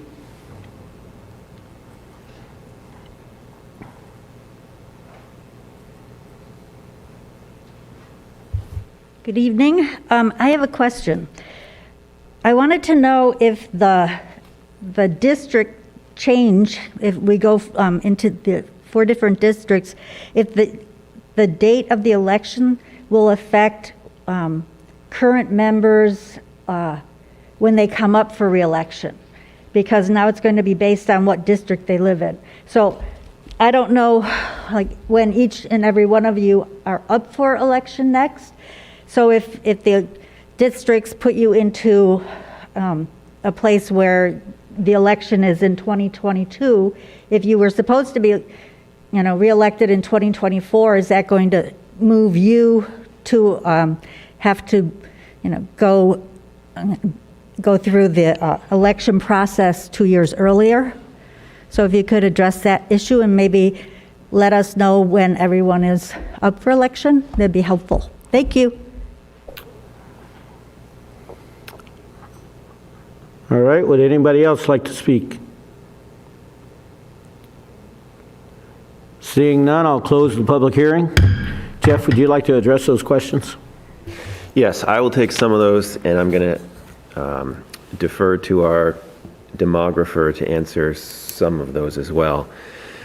The question about whether the street names will be posted on the maps online, and whether when the public submits maps, those maps will have the street names. Did our demographer want to take that question? There we go. Yes, that's something that we can update on the maps. Yes, we'll do that. I think also going forward, will every map have street names? We can do the main street name, so. But if you zoom in, shouldn't you get to a level where you're seeing every street name? Yes. Okay. And then the question on the process that the council is going to use when at a future public hearing, we may have 20 maps submitted from the public or more attached to the staff report at a future public hearing. What process is the council going to use to sift through those, rank them, eliminate some? Those are all possibilities, and it will be up to the discretion of the city council to decide what process you want to use to choose a map. So you could talk about that tonight if you wanted to, or you could wait to see how many maps we get for the future public hearing and then decide at that meeting how you want to narrow them down or process of elimination or decide on them. So that'll be up to the council. There was a question about how does the city expect or want the public to continue giving input in this process. The workshop on October 20th is going to explain to the public how they can create maps using the online tools with the 2020 census data.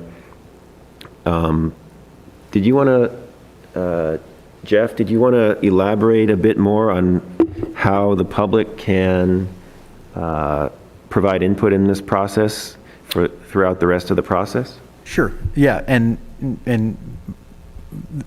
I'll add that, yes, as I mentioned, we are trying to get the online mapping tool up as quickly as possible, and we hope that citizens will continue, once that's up, to be able to make submissions. There was a question about what that process will look like. Any map that is submitted will be part of the public record and will be part of the packets as long as it meets the deadline. And the way that we have usually done it in the past is there's typically a certain theme as to how a map is drawn, and we will sort of put those together by theme and present those as part of the board packet. But yes, any map that is submitted will be part of the public record and will be part of the discussion associated with the next hearings. And at those next hearings, the public will be able, we'll have all the maps that have been submitted attached to the staff report.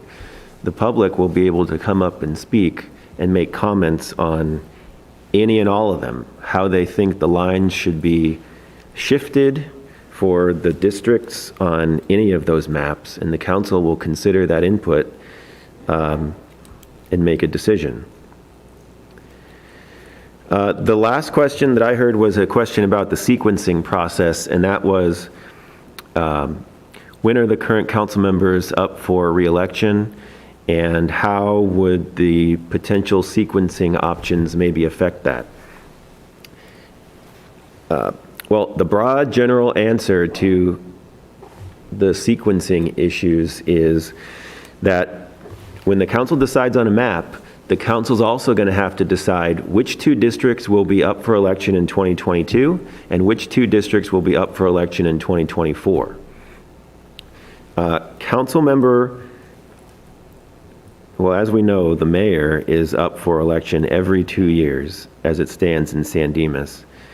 Councilmember Vienna and Councilmember Bertone's seats are scheduled for, are they going to be up for election in June of 2022, so next year. And Councilmember Weber and Councilmember Ebener's seats are up for election in 2024. There are a number of different possibilities about what could happen if the council selects a map where two current council members are in the same district. Well, it's just going to play out. The council is going to have to decide what year that district will be up for election, and there will be residents from that district who decide to run, and all those members, residents who decide to run, will be running against each other in that district in the year that the council decides that district will be up for election. So for example, something that could happen is a council member who currently has who is up for election in 2024, the council could adopt a map where that council member lives in a district that's up in 2022. And then that council member would have to run for election in 2022, even though right now they aren't scheduled to run again until 2024. And there's a lot of different permutations that could happen based on what map the council chooses, where the current council members live, and then what districts the council chooses will be up in 22 and 24. So I can't go through every single permutation, but that's something that that can be thought about and played with when the public is making these maps online. All right. Any questions from the council? You know, I'm not so sure that the workshop issue, okay, so I'm not sure how. I realize the community will be able to bring it up on the computer, but when people are here and they're trying to look at maps, are we going to have them being able to, they can put them up on the computer, on the screen, or are we going to make them like 1, 2, 3, 4, 5, and people can walk by and take a look at them and then assess each one of them as they look at them? Or are we just going to flip through on a computer? It just seems like to me, many people are going to have opinions, and it would be nice if they could see each one of them as they go along instead of trying to flip through a computer screen. Because I'm sure there's a lot of people here who would like to walk up, take a look at it. Like we used to have workshops over in the plumber building when we started talking about other issues, and people would come and do tabletop exercises and things like that when we were talking about the downtown, certain things that were happening. So I just would like to know a little bit more about the workshop, atmosphere that we're going to produce, because there are a lot of things that have been said tonight that, that need to be clarified. And so I would hope that we really put some serious thought into how we perform this workshop.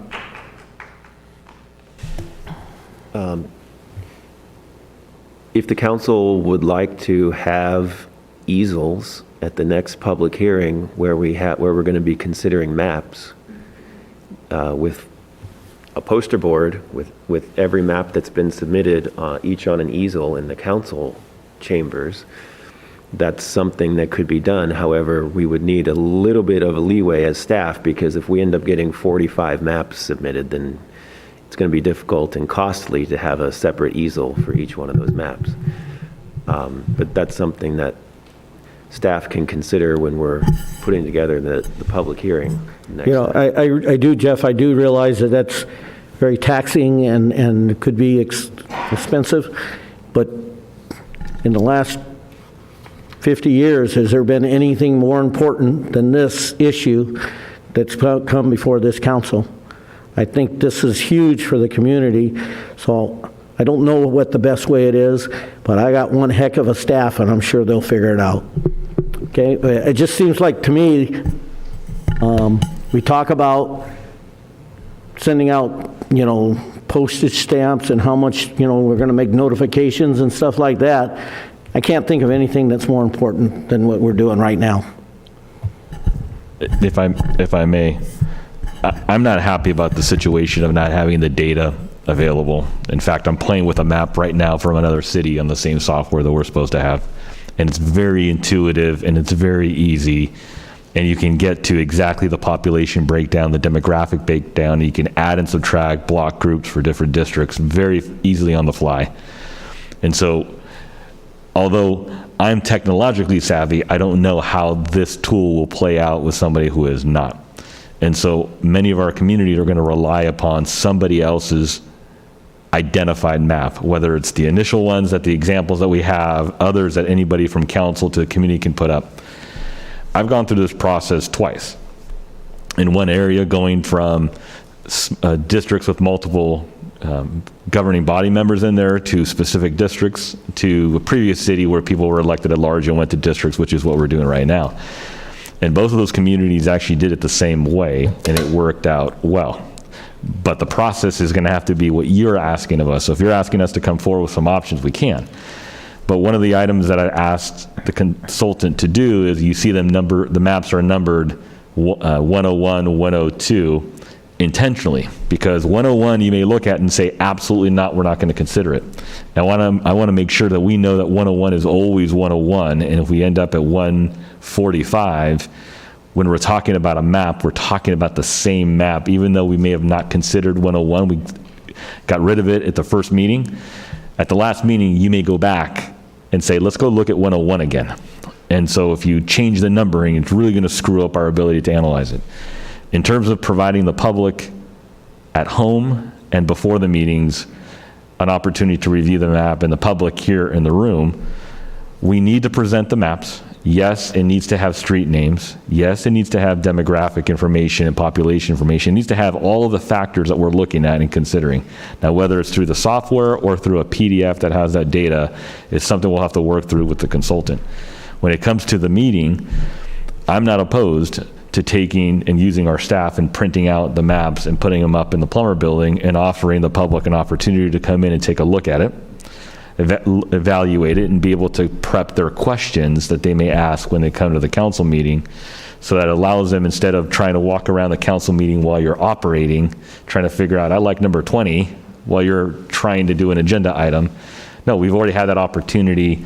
Staff can be there. I'll be there personally if I have to be able to walk them through those maps and answer any questions, and then they're ready to come before us. And what's supposed to happen when it's efficient is, hey, I really like map 12 because it has the biggest balance of those traditionally disenfranchised populations across multiple districts. The populations are the closest in variance, and I like the way the lines are because all the community interests are there. And that's what they're giving to the council. But in the end, it's going to be the council who says, hey, I like maps 12, 15, and 20. You like maps number 7, 9, and 11. And so the maps that we don't want, you set aside, and now you have a smaller population. You start whittling down from that based on whatever factors and criteria that you deem necessary, in the hopes to get down to 2 or 3 that you really can debate, and maybe a map that you tweak a little bit that gets you right to where 3 of you want. That, I think, is probably the most efficient way to get to a solution. So a couple thoughts. Number one is, I think that it is the timeline is very tight. And, I too share some of the concerns that the public raised this evening. I too have worked in data, so I'm not sure how that file is received. And I would hope it's almost like a comma text delimited file that you could ingest, but it sounds more complex. To that end, I do agree that there should be a timeline. So I'd hope by Friday, the 15th, this Friday, that all of this will be uploaded. And I don't say that haphazardly. I say that because we entered this understanding the complexity of the timeline. I understand the release of the data is beyond your control, and I understand that. But I have to agree with John that, technically speaking, it seems not you, but I mean, your software system has been able to solve this problem elsewhere. So if it's a matter of prioritization, I hope we can clearly articulate from this city that, given the constraints in the timeline, that this must be done by Friday, close of business would be my hope. And so to the next point on that, October 26th for the proposed council meeting, or the 4th hearing, I think is extremely aggressive. So assuming that the data is promulgated this Friday, the community workshop's on next Wednesday. So this Friday, then we're at next Wednesday, community workshop. People are given some instructions on how to do this, and we are able to provide other alternatives for people who may not be technically savvy. Then you're talking about the following Tuesday submitting these maps and having a 4th hearing. So what I'm going to propose for council, I guess, and staff is that, yes, we have to have a 4th hearing, But I'm wondering if we don't push that fourth hearing, and I'd be willing to have an additional special council meeting on November 2nd, which is outside of our normal meeting routine. But the bottom line is I think it's that important that if we can make that happen, that gives the community the opportunity to work through this, given the delay in the data, to be able to do the analysis and give them, I think, reasonable opportunity to examine all of this and digest it. I mean, just the way that the computer system needs to digest it. So I just think it's, I mean, none of us, I can tell you right now, I don't think any of us have, well, I know none of us because they have, none of us have actually had the opportunity to sit down and even look at this ourselves. And I mean, I'm already just hearing everybody here. I have to agree. It's extremely aggressive to meet the adoption, without that. So I have a couple comments on that, Councilmember Viana. We do have to hold four public hearings. The second two have to be within 30 days of each other. So tonight's the third one. The fourth one has to be within 30 days from now. I think what you've proposed is within that, so that's fine. But the other thing to have to worry about is before any map can be considered at a public hearing, it has to be posted on the city's website 7 days earlier. So any maps that would be considered at the 26th hearing would have to be posted on the 19th, which is actually before the workshop on the 20th, which makes sense to then postpone that 26th hearing and make it later to give the public more time to get maps in. Right. If we were to postpone that to November 2nd, then any maps that we would want to consider on November 2nd would have to be submitted and posted on the city's website by Tuesday, October 26th, which is only 6 days after the public workshop, 5 days because the workshop is at night. Right, so essentially the date that would have been the fourth hearing becomes the submission date for the public. That's right. And so it probably, I get where you're going, that it doesn't really make a lot of sense to have a fourth hearing on October 26th because it's too tight. But November 2nd is also probably too tight because the maps have to be submitted only 4 days after the public workshop. Where are you going, Jeff? I'm going that November 9th might be a day to have the fourth public hearing. The maps for that day would have to be submitted by November 1st. Well, would we need an additional meeting then to do the hearing and ordinance, or would that be? We would have to call a special meeting the week of November 15th to introduce the ordinance. That's my birthday. And then we would adopt on the 23rd of November. Now, I have a question about that part of it. I'm seeing submission on December 9th. December 9th is a Thursday. Could it be possible to have that second meeting? So now it says the adoption hearing is on the 23rd. Could that actually be delayed until December 7th? That is 2 days before the submission deadline. And if we're actually adopting a map that day, there shouldn't be any problem getting it submitted in 2 days. That's the second reading. The unfortunate part about that is that an ordinance has to be adopted at a regular meeting. So our last regular meeting before the December 9th deadline is November 23rd. So we have to adopt the ordinance on November 23rd. We can introduce the ordinance earlier than that, but it has to be adopted at a regular meeting. That's a good reminder. That'd be the 23rd of November. So there could be a special meeting the week before that on the 16th to introduce. May I propose a recommendation? So there's probably some schedule. I don't know what it is, but I think we're all going the same place on trying to get more time and still get it in. I think everybody's agreeing. We, one, want to comply with the law. We, two, want to educate the public in developing the maps. And we, three, want to provide the public time to develop those maps and be considered by the council. Right. So my recommendation is complete the series of the 4 minimum public hearings in whatever manner we need necessary, and schedule and work with the council to schedule such special meetings interspersed amongst that to be able to properly evaluate and consider maps, and then approve it on the timeline so that the 23rd, we have time that if there's any delay, we have leeway, we're not pressed up against not being able to approve it. So the 23rd being the final approval ratification, that last November meeting being when we ratify a map, may mean you may see 3 special meetings in between council meetings to consider just maps. And we may end up with a total of 7 or 8 meetings between what we've already had, will have in public hearings, and the extra meetings to be able to get us all done. If you're okay with that, we can work to find out what schedules work for the council for those special meetings, and then start to schedule them out and adjust as we know the data comes in and know this is plenty of time, and then solidify that and then agendize them. Does that sound reasonable to the council? Yeah. I'd like to make another, yeah, that does sound reasonable. I like the idea. I'd like to go back to the getting the software and all the data in the system. So we all know that anybody who's worked with project plans, due dates slip. And so we're obviously in the middle of that slipping spot right now. So I like Ryan's idea of giving a firm date.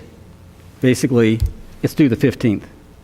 If it's not done the 15th, there better be a good reason why. And we'll let Chris be the enforcer on that. But I would hesitate. I'm not interrupting. Only I would hesitate because just kidding. You know me. I'll press really hard, but we're pretty much there. This is an element we can't control. What I would recommend, what's important to the public, is how do I use the tool to get to the goal? The fact that the San Dimas map and population is there, to me, is irrelevant if we're crunched on time. We need to educate the public that once the data is loaded and the software is available, that I know how to get in there and start developing those maps. Well, I'm good with that, and we've got the community. You don't want to confuse. But I wanted to finish with that one thought, and that's that what I'm used to is that when something's past the due date, and I'm considering this past the due date, you get an update very often about when they expect to have it. So tomorrow, Chris, you should be able to get an email from Jeff saying that the vendor tells me I can have it done by this time for sure.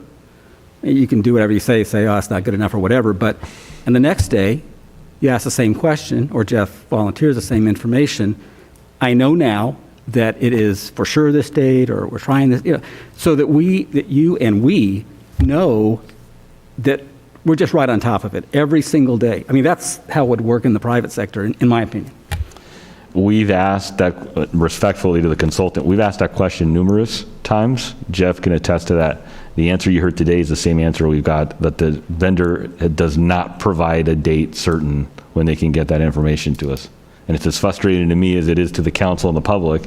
And my only recourse is to terminate the agreement with the consultant and move on, but we can't do that given the timeline. So we're left at the behest of this third party that's loading the data to provide it to the public. And so I don't know what options we have. If you're asking for an explicit date, and if I don't provide that to you, you're going to be looking at me saying, are you staying on top of it? But when the answer is we're pressing really hard and we're waiting for the vendor, well, what do? Do I call a vendor and drive down to their doorstep and sit out there? Yeah, I may actually do that. Well, press one more time. The CEO of National Demographics, your company, should be calling the CEO of map software company, whatever it is. Something R. And literal, Direct R or Strict R, should be calling that CEO. I mean, so typically, I like to be very gentle about these things. I know, I'm seeing a different side of you right now. Chris. But in this case, it is so important that, and the public does not need to be educated before the data's out there. People in the audience tonight, I mean, if it was available tonight, I know Jose'd be on his computer tonight making districts. Yeah, and I got to say, hot damn, he's getting me excited over here. But since he's on a roll, I'm going to get on one too. I mean, realistically, and I'm just going to be perfectly candid, because it's all a matter of public record anyways. Shankman has this whole threat of litigation, blah, blah, blah, blah, blah. So the bottom line is, at some point, if this doesn't get done, we could end up in a place where we're having to deal with that again. So my point is, if the city incurs some sort of fee because of a failure to deliver on where we're at right now, then I wholly believe it's something that the city needs to look at in addressing for damages to the consultant. I mean, I'm willing, literally in my head, it goes that far. Because there was enough time, I think, and this is not an insurmountable issue, that we should not be able to navigate. So, I mean, I thought about saying, like, by close of business tomorrow, but I was trying to be reasonable. So, I mean, to me, Friday's reasonable to say, you know, we have a data set. We're talking about importing a data set to an established tool. So it doesn't seem to me it should be extraordinarily complicated, but it is a matter of importance, you know, and it's a matter of democracy. I mean, and I need to give credit to Professor Calderon. It was his idea to give a hard date. So, John, I just wanted to correct that. That's his hard date. One of the things we want to do is be as open as possible, and we're throwing out all these dates, and we already have dates determined, and you're doing nothing but confusing the citizens. We should decide on dates, and we can decide on dates tonight and stick to them so people don't get totally confused. We have dates set. And right, we have established dates. Yeah, what I'm proposing is stick to those dates that we already have and published and just add supplemental ones as we see necessary. But we should do that this evening so the people in the audience know when things are going to happen, and not wait until people aren't around and then decide on the date. So if you're going to change dates or decide on dates, let's do it this evening so people are well aware of what they are. We can do that. If that's the pleasure of the council. Right now we're scheduled for, today is the 12th. We're scheduled for the 20th. Wednesday, the 20th of October, for a community meeting that was all Zoom for utilizing the software and the data, assuming that's available. We're scheduled for the 26th of October for our second public hearing, or our fourth public hearing. We are scheduled currently for the 9th for a fifth public hearing, and then we're scheduled for the 23rd for the ratification of the final maps. So I would propose that the 26th meeting gets pushed to, wait, Jeff? So we're not pushing to the November 2nd. What we're saying is the fourth public hearing, we're going to scrap the 26th. That becomes the due date for the public to submit their maps. And then that would suffice for the purposes of us being able to see them on the November 9th meeting, right?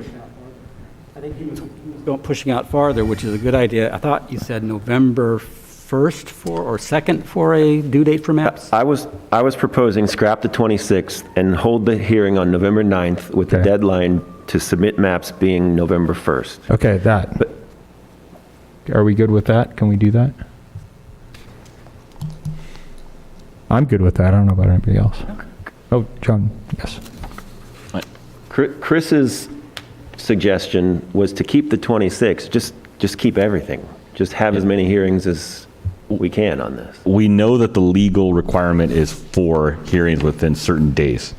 We complete that series if we hold another public hearing, irrespective of where the data is at on the 26th. I know, but this meeting, just being honest and being perfectly transparent, the public and all interested parties, stakeholders, are going to look at these districts, they're going to do their research, and they're going to come here and propose these maps. So what I'd like to avoid is having an exercise of, we do a fourth hearing, some maps get submitted, or whatever the case may be, and then we go back and there's another group of maps because of whatever the feedback or whatever the case may be. I'd rather the public be given ample opportunity to submit all of the maps and all their iterations so that we can go ahead and then start that process of vetting these things out so that everybody's on the same page for when they submit. Because I think that the more that we prolong that, the more that we just exacerbate the public input process and we have a deadline that we have to meet. So I think if we're going to do a fourth public hearing, we should do it, but I think we should not, if we add a fifth, I guess what we're doing is theoretically, they submit some maps, and we're going to look at them, and then we're going to get some more maps, and then where do we draw that line? I'd rather have a hard cutoff, they submit them, and then we go through it. I don't know about anybody else's take on that, but. That can work. So with Jeff's suggestion, November 1st would be the deadline for submitting maps. So you'd have all 132 maps. Right. 33. Probably a more realistic number. Well, I don't know what it is. But anyway, we'll have all the maps by then. You could have the hearing and potential ordinance introduction on November 9th. You could, yes. In all that entails, and, I would suggest having large maps out there someplace and a packet for every person, hard copy, online as well, of all the maps so that they can bring it into the council after making their notes and saying, I want, these ones. If the ordinance is not introduced that day, because that's very possible on the November 9th, we might want to say when, but there's a potential other meeting for introducing them. If the adoption we care about on the 23rd, introducing can be done, Jeff, how far in advance? The 17th would be the last possible day. So on the 17th would be the last possible day. So one of those dates, maybe the 16th, a Tuesday, maybe the 16th, have another, potentially another meeting to finally introduce the ordinance and then adopt it on the 23rd. I hope, can we have birthday cake on the 16th? That is my actual birthday. So you have these dates here. Have you changed any of them? We're taking on 17th now. Oh, my God. May I ask, to Dennis's point about trying not to confuse the public, we can still have additional maps at the next council meeting. We could ask the consultant to prepare additional maps, provide the street detail, provide the population breakdown, provide the demographic breakdown, so at least you're still having conversations on October 26th. That way we keep the dates as we published, we complete the fourth public hearing, and then we complete the cycle for the public to submit maps with the November 1st submittal for consideration for November 9th, and a real last, if we're going to consider anything else leading up to the ratification, with November 17th being the last, and then a decision having to be made on the November 23rd, if that is something you want to consider. And then in between that, if you want to add more special meetings to consider maps, we could do that. But at least this is the formal timeline we could establish that hits all the specific council meetings I think leading what you to said it. is very simple. It's really all these same dates, except the deadline's November 1st, and there may not even be that special other meeting. It's really the same thing. Okay. So to repeat that, we're keeping the same meetings with a deadline of November 1st for the submittal of maps from the public, consideration on November 9th, and ratification on November 23rd. And what's the purpose of the October 26th? Because we're not going to have probably maps and data from the public, have the consultant present additional maps, but the same ones we just saw with all the data that was requested, streets, population, demographics. So we may end up with 4 or 5 maps that we already are discussing starting. And we may have more maps, because if the data were there on the 15th, like you say, it just needs to get in to us by the 19th. Correct. And so that's before the public outreach thing, or the Zoom. But it's, so what? There's a lot of people who could just do it. The only thing I'd add is just, for people who don't have a computer, this data somehow has to be available in a spreadsheet form, hard copy, or online. They may just not be comfortable with the software, but you mentioned an alternative, and so we could make to have it. We could let those new maps we asked the consultant to create, present them like we would be presenting the public maps on the November 9th as like a dry run, so that if there's any issue with that, the way the data looks, the way we put it out there, the council could tell us, hey, we really like the following when the maps come in the end for us to consider. So there's not a downside other than we're going to spend time at the council meeting talking about a couple more maps, as opposed to saying, don't talk about them at all. I was thinking about people drawing maps manually without the software, because I thought there was an option to do that. I'm so sorry. I was talking about people having an option to do the maps manually without the software. I thought there was a... Yes, we have what's called a public participation kit. That's it would be a paper map, and then there's an Excel spreadsheet that has the breakdown of the different census blocks. Okay. Yes. and that'll be available for somebody to pick up here at City Hall as soon as the data is available and loaded. Is that what it is, or? Yes. Okay. Okay. I would ask that the staff be, and I'm sure you're totally cognizant of where we're at in this whole process. So if we could look at our ongoing calendar for council meetings, be limited, be, on what we bring forward between now and the completion of this project. So if there's something that we can continue, let's be aware of that and not bring, something that's not necessary at this point. We can deal with it after this map issue. Now, doesn't mean I do realize there's certain things that have to be done, but if we can put something off that's down the line, I think we need to do that, because I think it's becoming rather confusing, and I think there are going to be a lot of people that are starting to get frustrated with this whole process, including several people sitting up here at this dais. Yeah, I agree with the mayor. I'd assume, adding the additional meeting to me, not an additional, I'm okay with having the fourth public hearing on the 26th, but I think a byproduct of that is going to be more, not confusion, but more people looking at this, and we're already going to have others who I've heard from in the community who have looked at how they want to propose their maps. So, I appreciate the consultant coming back with maps to propose, but I'm not as much interested in the maps that the consultant's proposing as much as I'm going to be interested in the ones from the community to hear it. That's the purpose of a public hearing.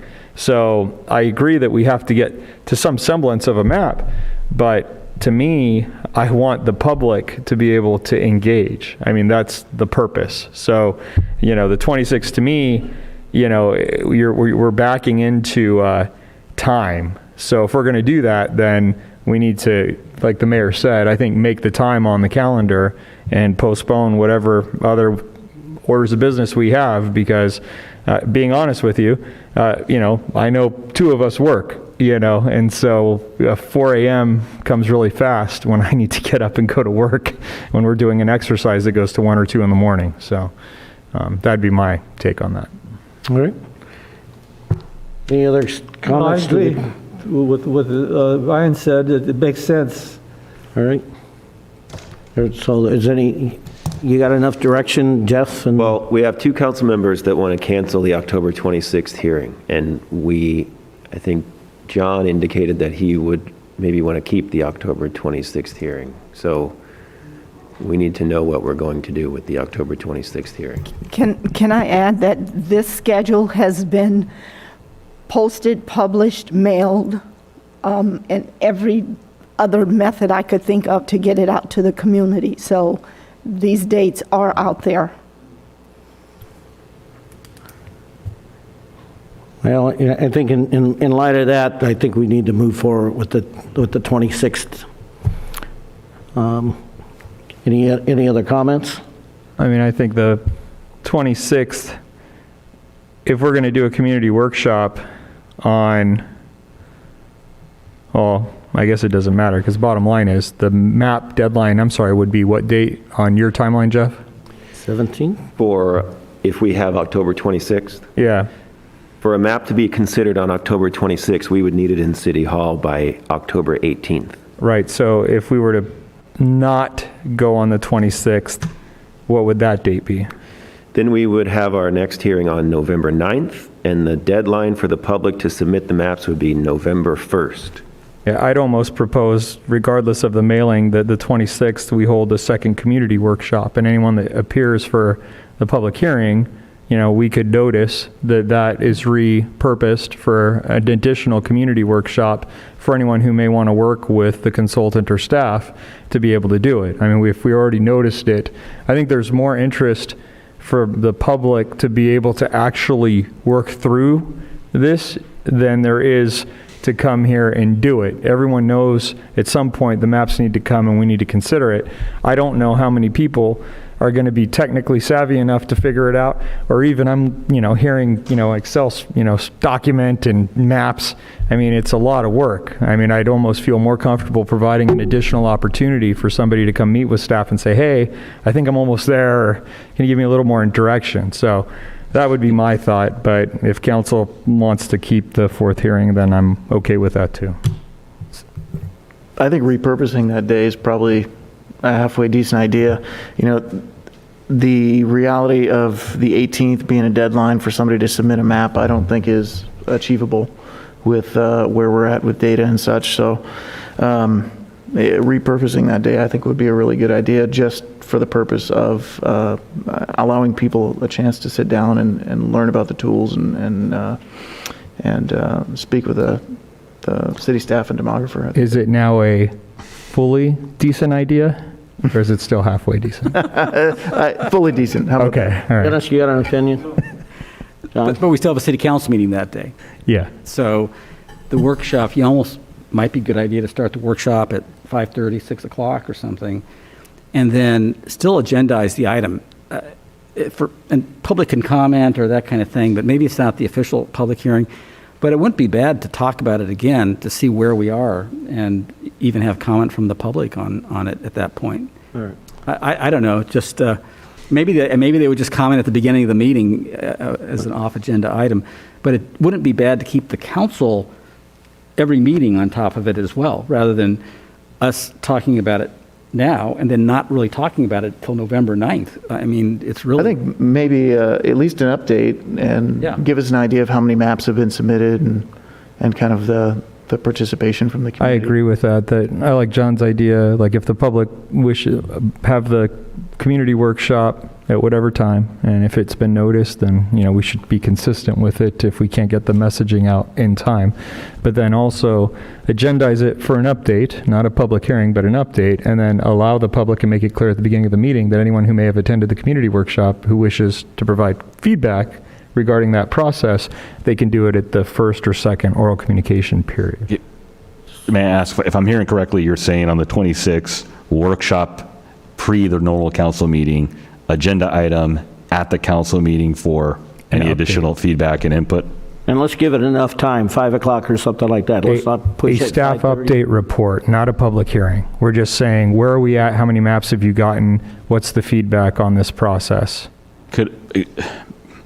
I just want to make this, I understand, I'm not understanding really the aversion of the public hearing, because having the public hearing at least crosses the threshold. That doesn't mean it diminishes the conversation we're going to have. So we can still have the conversation on the update as a public hearing, which would trigger the legal satisfaction of the 4 public hearings. Are we not going to do that on November 9th?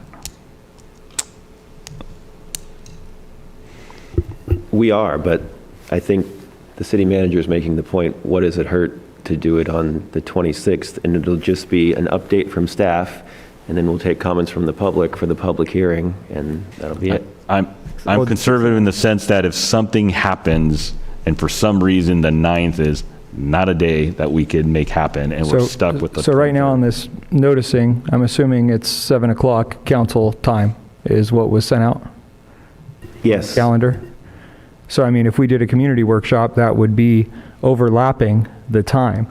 So if we didn't go out to try and start it before the council meeting, then that would mean that people would show up based off of what's currently noticed at 7. So those folks would appear here. They could be redirected to the plumber building to engage in their workshop and probably come back to provide feedback to council by the second oral communications period. I don't believe we're concerned about doing a pre-meet. I think the pre-meeting is excellent. I'm not concerned about that piece of it. I'm more hoping that since we scheduled a public hearing for the 26th, we were premising it on considering maps. Are we going to consider maps on the 26th from the public? Right, but what I'm saying that's the question, Chris. Are we? I don't know. It doesn't sound like it based off of the timeline we have here. Right, but what I'm asking the council is, if something happens November 9th and we, for whatever reason, don't hold a meeting, something happens, we don't know.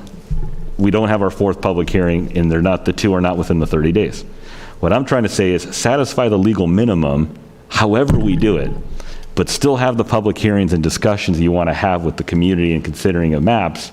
And irrespective of the fact that we now had 5 public hearings, we've already met the legal minimum so that we can't get challenged for not meeting the minimum for public hearings within a certain number of days. So I'm saying is we hold the pre-meeting on the 26th with the community. We hold a public hearing, albeit we may not have much to go over then, hearing concerns and having some discussions. Maybe we consider a map from the consultant or we consider no maps. We check the box on the 4th public hearing. Now, the November 9th meeting, if something goes haywire and goes crazy, that's okay. We consider maps and still are able to make the 23rd deadline, and the community had the input. So I don't see the harm of saying scratching the meeting on the 26th. I'm just saying have it. But you're having 2 meetings, the pre-meeting with the community where we can go to the plumber building, walk through the tools, and the public hearing, which should be a pretty short public hearing on the 26th, and we meet the legal requirements that we've scheduled. And then the rest is, okay, now we just got to get an adequate input, adequate discussion, and selection of a map for ratification on the 23rd. Okay. That's what I'm trying to advocate. That sounds great. Yes, I'm good with that. Eric, you? Yeah, that's fine. Okay. So if there's any new timelines, you'll email us what they are and everything. Correct. We will reconfirm out to the public and the council the current timeline we've established, and if there's any modification or additions to it, we will make sure that notification is put out. All right. I'm not going to ask any more questions. All right. I hate to say this. Go ahead. I'd like to take a 10-minute break so we can confer with the consultant before he runs out of the meeting. We're on a 10-minute break, and that's just what I was getting ready to say. Okay.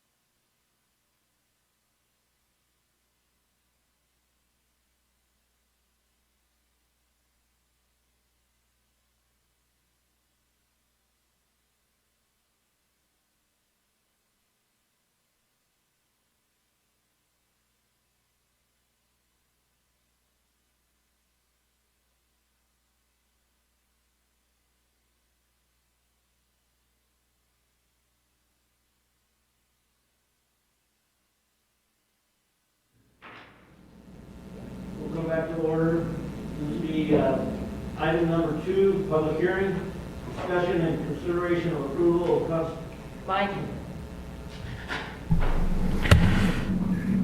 discussion and consideration of approval of conditional use permit 21-0001, tentative parcel map 21-0001, and development plan review board of 21-0008.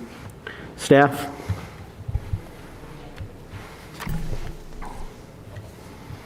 Thank you, Mr. Mayor. We'll turn it over to Ken.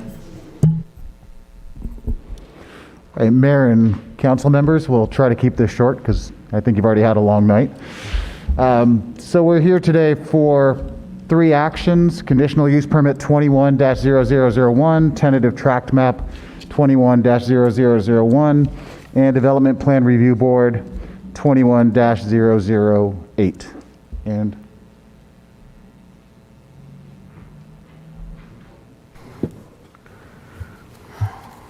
so a little background on the project. The property is located in specific plan 18. It's an existing commercial center. Current tenants include an El Pollo Loco, Walgreens, Team Sweat Fitness, and there's various smaller commercial and office tenants in the center. The specific site where the drive-through restaurant is looking to go is currently an underutilized parking lot. On September 2nd, 2021, the Planning Commission recommended approval of this project to the City Council by a 5-0 vote. So the restaurant in question is being built as a vanilla shell restaurant. That just means there's no tenant involved at the time. The kitchen won't be built out. The dining room won't be built out. The architecture on the outside will. We do know what that'll look like. That's the advantage of the vanilla shell. But there is no attached tenant.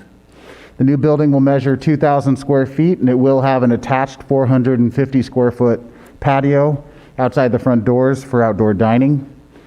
The drive-through queue itself can queue 8 spaces in the drive-through lane.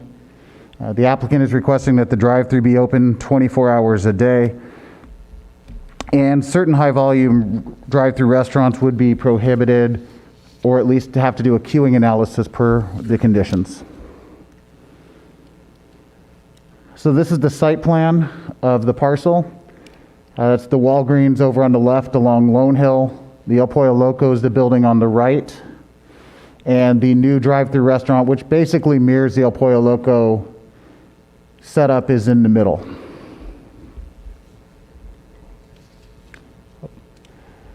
Here's a close-up of the site plan.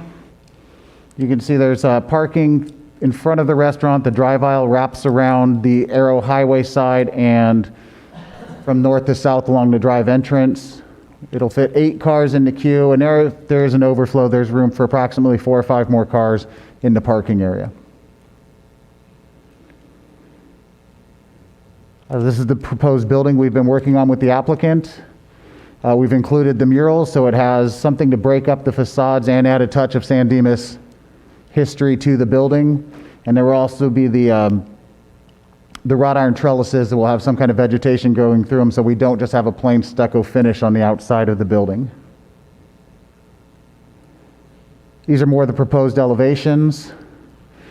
Staff worked hard to get something that would actually complement the center, but still be better than the building that's there.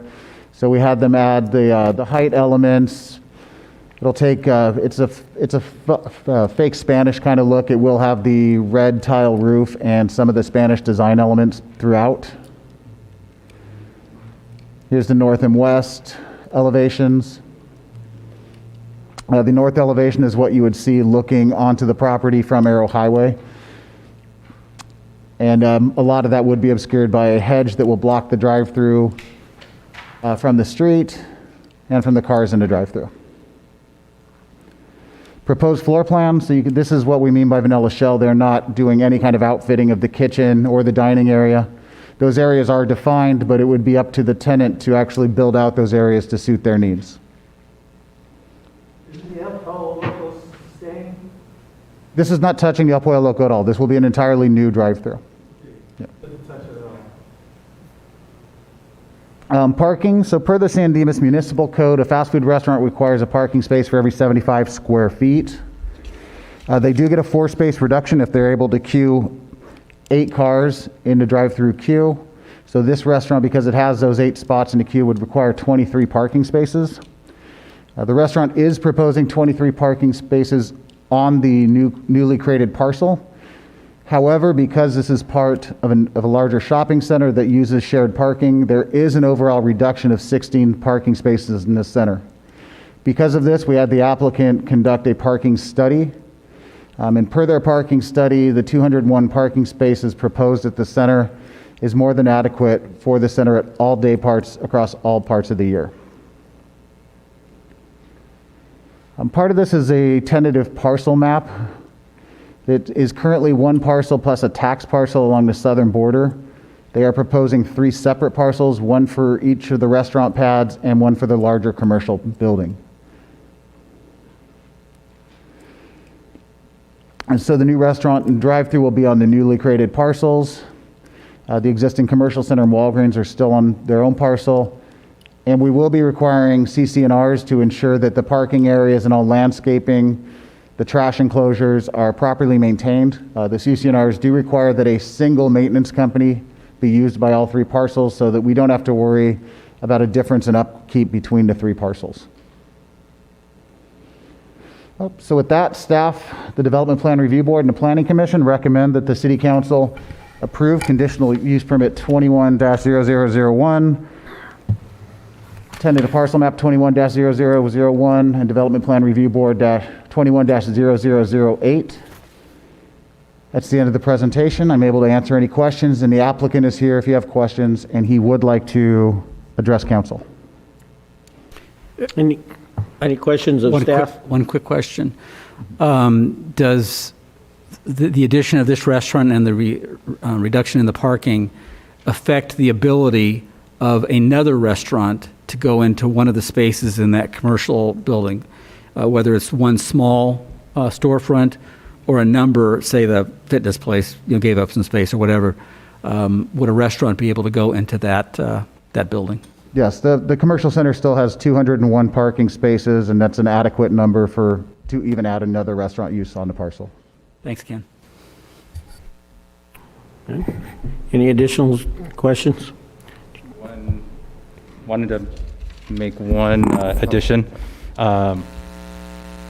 Before the council and the mayor, there is a proposed errata sheet to amend on page 164 of the staff report, condition number 12. We're proposing to strike that condition out and revise that condition to state for number 12, prior to submittal of tenant improvement documents, the applicant shall submit a queuing analysis showing that the drive-through stacking is sufficient for the proposed tenant, and also add a new condition number 13 that all drive-through queuing shall be contained within the subject property and shall not cause backup into the drive aisle onto the adjacent property.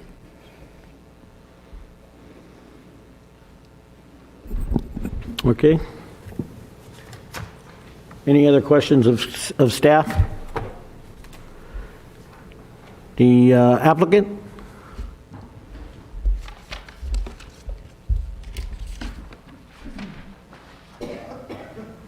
Good evening. I wanted to thank the City Council and especially the city staff for doing a very efficient and professional job in this effort to develop this new parcel. I wanted to bring up 2 minor changes that we're requesting. My name is John Kurse, I'm the applicant. One is that proposal number 12, that it be revised as a minor revision to read, prior to the submittal of tenant improvement documents, the applicant shall submit a queuing analysis showing that the drive-through stacking is sufficient for any proposed tenant, not in substantial conformance with the approved queuing analysis. Also on the new condition number 13, we request that all drive-through queuing shall be contained within the subject property to the greatest degree possible and shall not cause backup on the main entrance aisle off of Arrow Highway. These are 2 minor changes that we believe should be added to the proposal. Have you discussed these with the staff? Yes, we have. Yes, staff talked to the applicant before the meeting. We have no issues with the proposed changes. Okay, thank you. Anything else you'd like to add there, Mr. Kuros. Kuros? No, other than I'm very happy to say that we've been in San Dimas for 20 years. And I'm very happy to say that the office staff here has helped us a great deal. It's been very efficient and very, very professional. And it's really a rewarding thing to see. I've heard the discussion earlier regarding San Dimas and the different districts. And I have pretty good faith that the city council and the staff here are doing a great job here in San Dimas. Thank you. Thank you, Mr. Kuros. Questions? No, I think this is an easy project to approve. It doesn't have any negative impact on the community. Yeah. Just hang on just one moment, please. Ken, any further questions of Ken? No. All right, we'll open the public hearing. Ma'am, if you'd like to come up to the podium.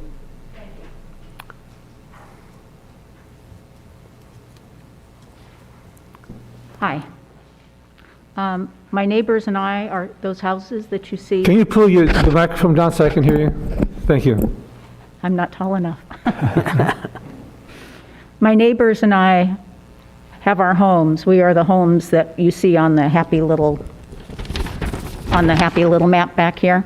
Mm-hmm. And I don't have an issue with another restaurant in there. However, I have a major issue with the air pollution of cars sitting and idling, even for minutes. Yes, I go to In-N-Out, but because of the idling, I usually walk up to the window. And there have been other air quality issues in lots of other cities where they are shutting down and eliminating drive-through. Not only will the traffic affect Arrow Highway, but it will also affect Lone Hill because it'll wrap through the Walgreens parking lot or whatever else if it's a really popular place. So I have a major issue with the air quality. Has there been a major EPA study on the effect? 2 nights ago, I take care of a 102-year-old lady and a 97 and a 98-year-old couple. I got home from West Covina the other night at 10 o'clock. My air conditioner was on. I opened the door in my driveway, and by the time I got to my front door, which isn't very far, I was gasping for air. I was coughing. There were noxious fumes that smelled like mechanical machinery, diesel fuel, something. I ended up tossing my cookies. I couldn't even call the police or the fire department, say there's something bad going on outside, and I ended up spitting up blood for several hours. I don't know what it was, but there was noxious fumes outside. 24 hours a day of idling cars is bad for the environment, bad for our community, and bad for everything around us. I have no problem with another restaurant or 2 restaurants. I don't care. But we don't need more idling cars causing more problems. So my question, has there been a study on it and the added load that will be put on our community from the noxious fumes? Is your main concern the drive-through? Yes. That's my only concern. That's your only The drive-through, I think, is a major issue. And I think you would find that those of us on the map right there would agree. I did a lot of research before I bought my home in San Dimas. I've been in this house for 20 years. I did a lot of research on where the trains were, which have become untenable. And LAWA at the time were not flying directly over my house at less than 1,000 feet. Now they are.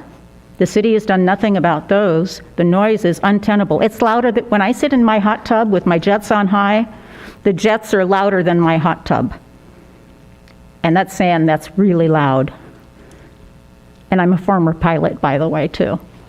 So I understand air and stuff, and the city's done nothing about that. We have another drive-through that's adding not only the noise and all of that from whatever engines and people gunning engines or whatever else, the traffic issues, but just simply the noxious fumes.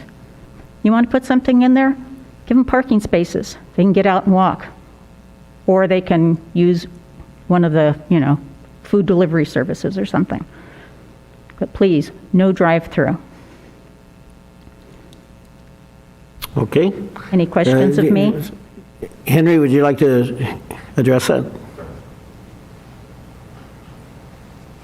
So under the California Environmental Quality Act, this falls under a categorical exemption. So the state provided certain guidelines, and as long as it was underneath these thresholds, they didn't deem these as having an environmental impact. And this project met those criteria to be an infill development. Okay. Any additional questions of Henry? What's the total queuing? You guys anticipate? So-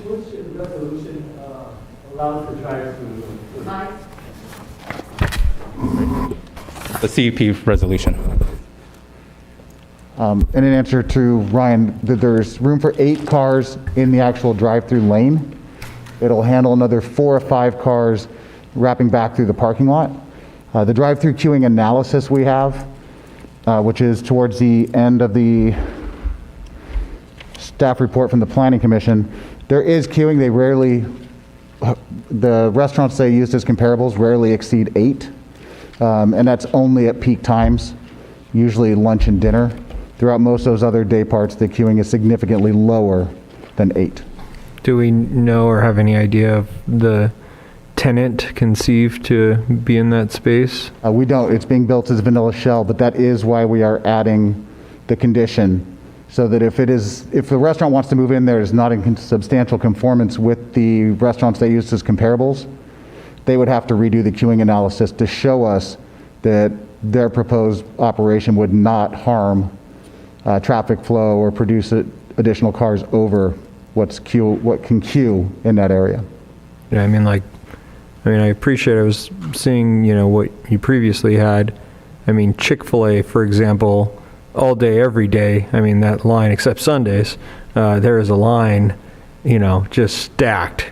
But, depending on that, that would, to me, I guess there's no way to really tell at this point who that potential tenant would be, but I hear the concern of the resident that, cars queued, and depending on the efficiency of the operator, if they're flipping orders quickly, then, it mitigates the concern to a certain degree. But if you're going to park, you're going to be there a while, like some of the fast food in town, then cars will sit there a while. Well, and for a restaurant like Chick-fil-A, like you said, or like a Raising Cane, something that does get those long queues, they wouldn't be approved in an area like this. Their queuing analysis would not be able to show that this has sufficient space on property for them to queue. So that's why we are incorporating that condition, so that we do have the option if somebody like that comes in, they have to do their own queuing analysis. They can't show us that their use or their proposed business would work on site. We would have the option to deny it. Okay. Thank you. What time does the drive-through at Pollo Loco close? We believe it's 24 hours. That's what's posted on their website. And that's comparable with the other drive-throughs around there. The Starbucks across the street is 24 hours. The Jack in the Box that's across Arrow and Lone Hill, diagonal to them, is 24 hours. Yeah, the McDonald's, the soon to be coming in Popeyes, and Taco Bell are all 24 hours as well. Mayor, I would advise that we see if there's any more public comment and then close the public hearing before the council deliberates on the item. All right. Is there anyone else who'd like to speak towards this matter?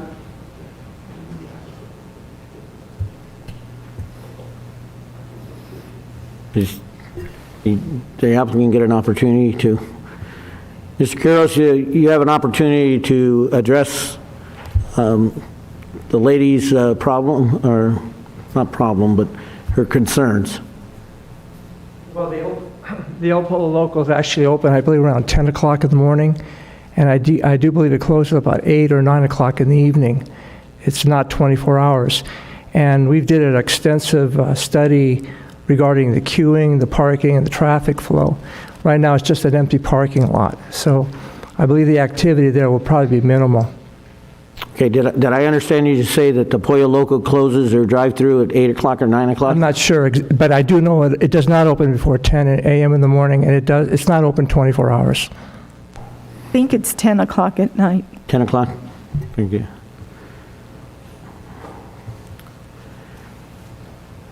This drive-through, Ken, would be open 24 hours a day? We're not saying it would be open 24 hours a day. We're just permitting it to be open 24 hours a day because we don't know who the tenant is. So if you get a tenant who only wants to operate from 8 in the morning to 8 at night, they'd be able to do that. We're not giving them hours they have to be open. The applicant asked for the 24-hour window so they would be able to attract more clients. Okay. All right. Any additional questions? I'll close the public hearing first. Okay. Public hearing's closed. Okay. Questions of Ken, of staff? Anyone? No questions. Well, I have one question. If we wanted to, we could put a limit on the hours that could be open, right? Yes. Okay. But could we do that after a tenant has been selected? No.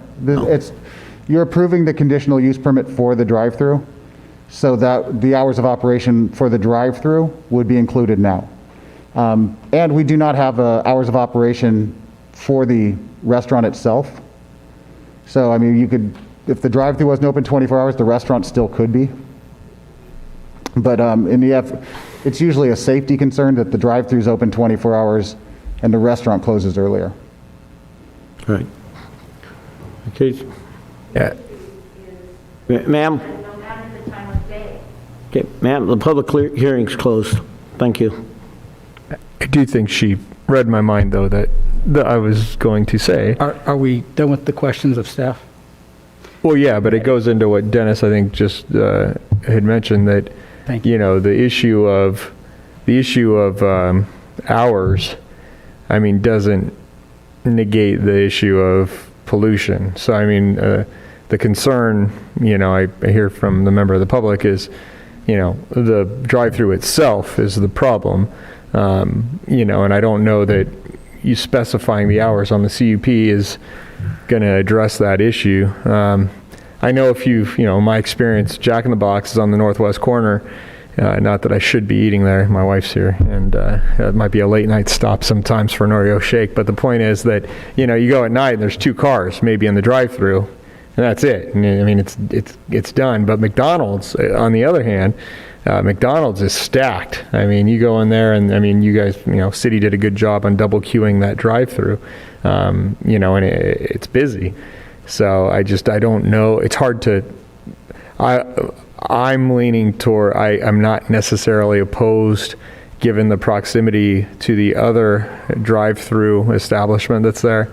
I look at what it yields, and I understand the concern of the member of the public.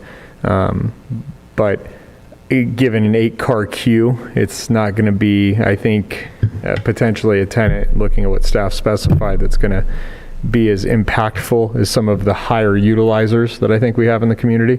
So I'm leaning towards supporting the project as proposed. John, you have any questions? Maybe in a minute. Maybe in a minute I'll have a comment, not right now.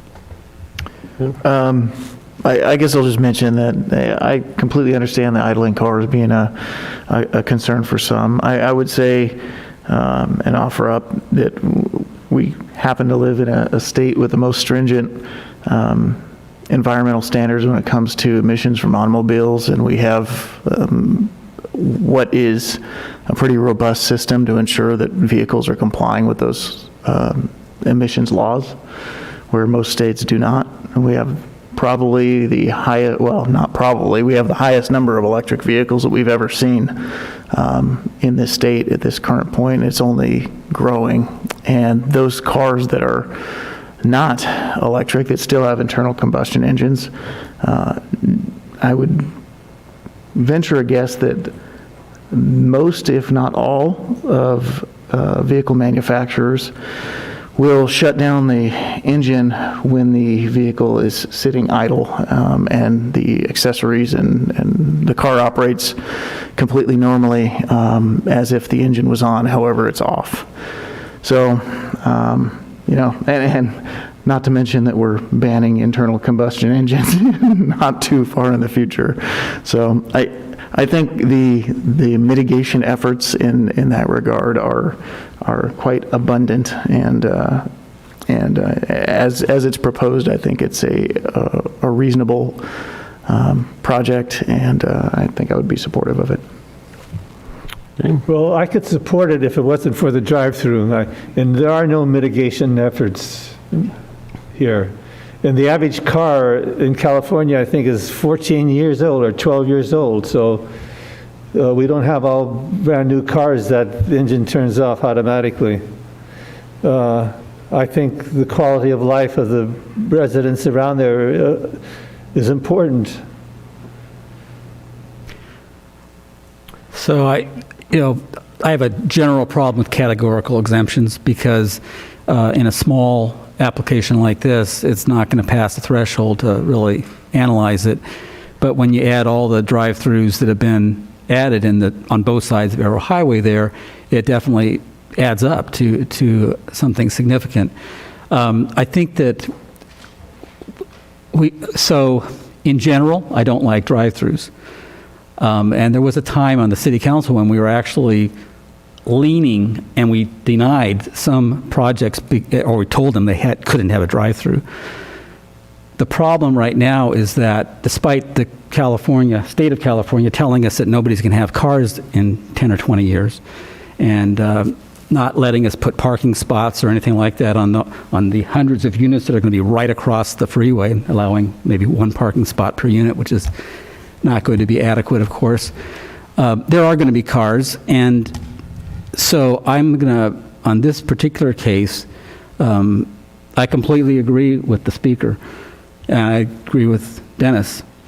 However, we've been allowing drive-throughs throughout the city, and I think it's, and we obviously allowed one right there at El Pollo Loco. We just allowed Starbucks to put one in because they didn't have one across the street at their former location, so they wanted to go on the north side so they could have a drive-through. And so reluctantly, I'm going to support the project. I don't think it's, in a pure sense, I want to say, no, I don't want to support it. But in this case, I will support it because we have a proponent with a rather small operation, it seems like, and this will be a pretty small restaurant. It's not going to be a national chain probably, but so I'll go ahead and support the resolutions.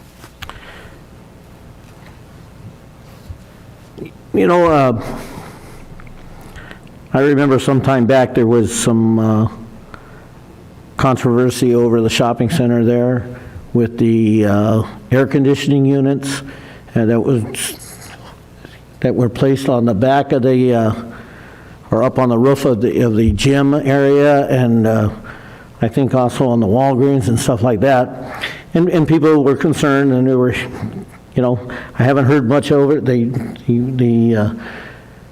machinery that they used, kind of, everybody kind of eventually realized that people were doing the best. I think this plain vanilla building, drive-through, is quite a ways away from the back of Walgreens, okay, and that I know that it's a concern. The buildings are in front of it, but I think that, as John said, we've allowed several drive-throughs. What I'd like to say is I'd sure like to have known what the vanilla building was. You know, it'd be easier to make a, you know, if it's, I don't see it being a In-N-Out burger or something like that where you have cars 24/7. And I agree with Ryan when he talks about, you know, I've been to Jack in the Box at 1 o'clock in the morning and 12 o'clock at night, and quite honestly, it's exactly right. 2 or 3 cars at the most, maybe in front of you. So I'm going to, I think I'd like to thank the staff and as well as Planning Commission and DPRB. I think they reviewed this extensively, so I'm also going to support that. So do I entertain a motion?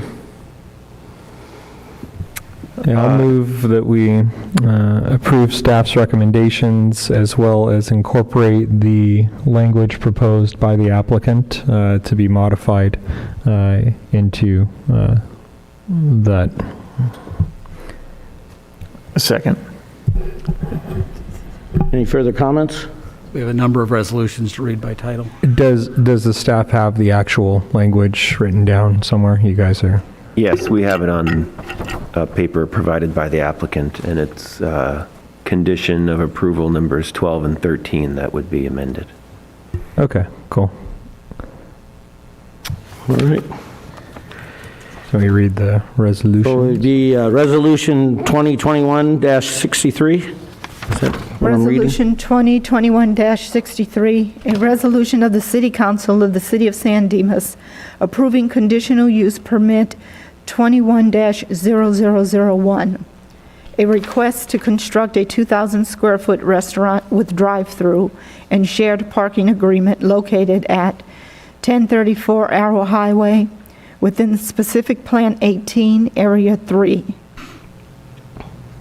Resolution 2021-64, a resolution of the City Council of the City of San Dimas, County of Los Angeles, approving Development Plan Review Board Case Number 21-008, a request to build a 2,000 square foot restaurant with a drive-through located at 1034 Arrow Highway within specific Plan 18, Area 3 zone. Resolution 2021-65, a resolution of the City Council of the City of San Dimas, County of Los Angeles, approving tentative parcel map 21-001, tentative parcel map 83417, a request to subdivide one parcel into 3 parcels. Could we take the last resolution separately, if you don't mind? Sure. So I'd, I guess, move to waive further reading and adopt 2021-63 and 2021-64. Second. All in favor? Aye. Aye. Opposed? No. Okay, then move on to resolution. Motion passes 4 to 1 with Councilman Bertone voting no. Okay. Then I'd move to waive further reading and adopt 2021-65. Second. All in favor? Aye. All opposed? Motion passes 5-0. Okay.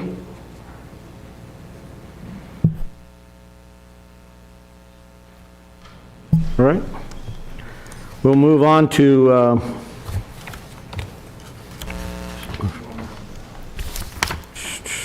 other business.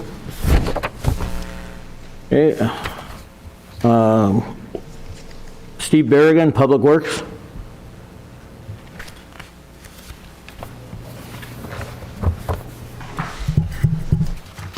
Good evening, Mayor and City Council, staff, and all in attendance.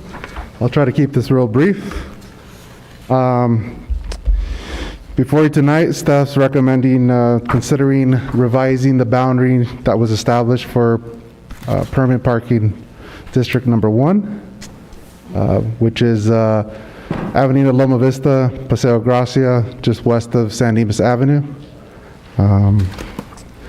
The image that you see up above is the boundary that was established through Resolution 2021-54 at the August 10th council meeting.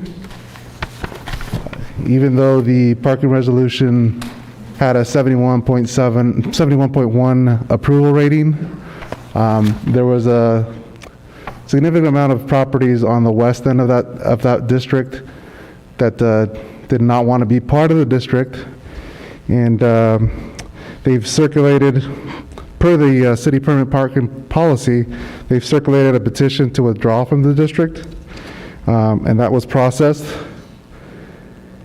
And this is the area in regards to the area where that petition was for the withdrawal.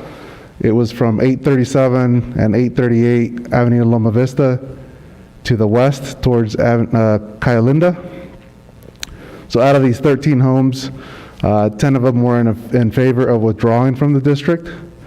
That's a 76.9% withdrawal, which exceeds the minimum of 67%.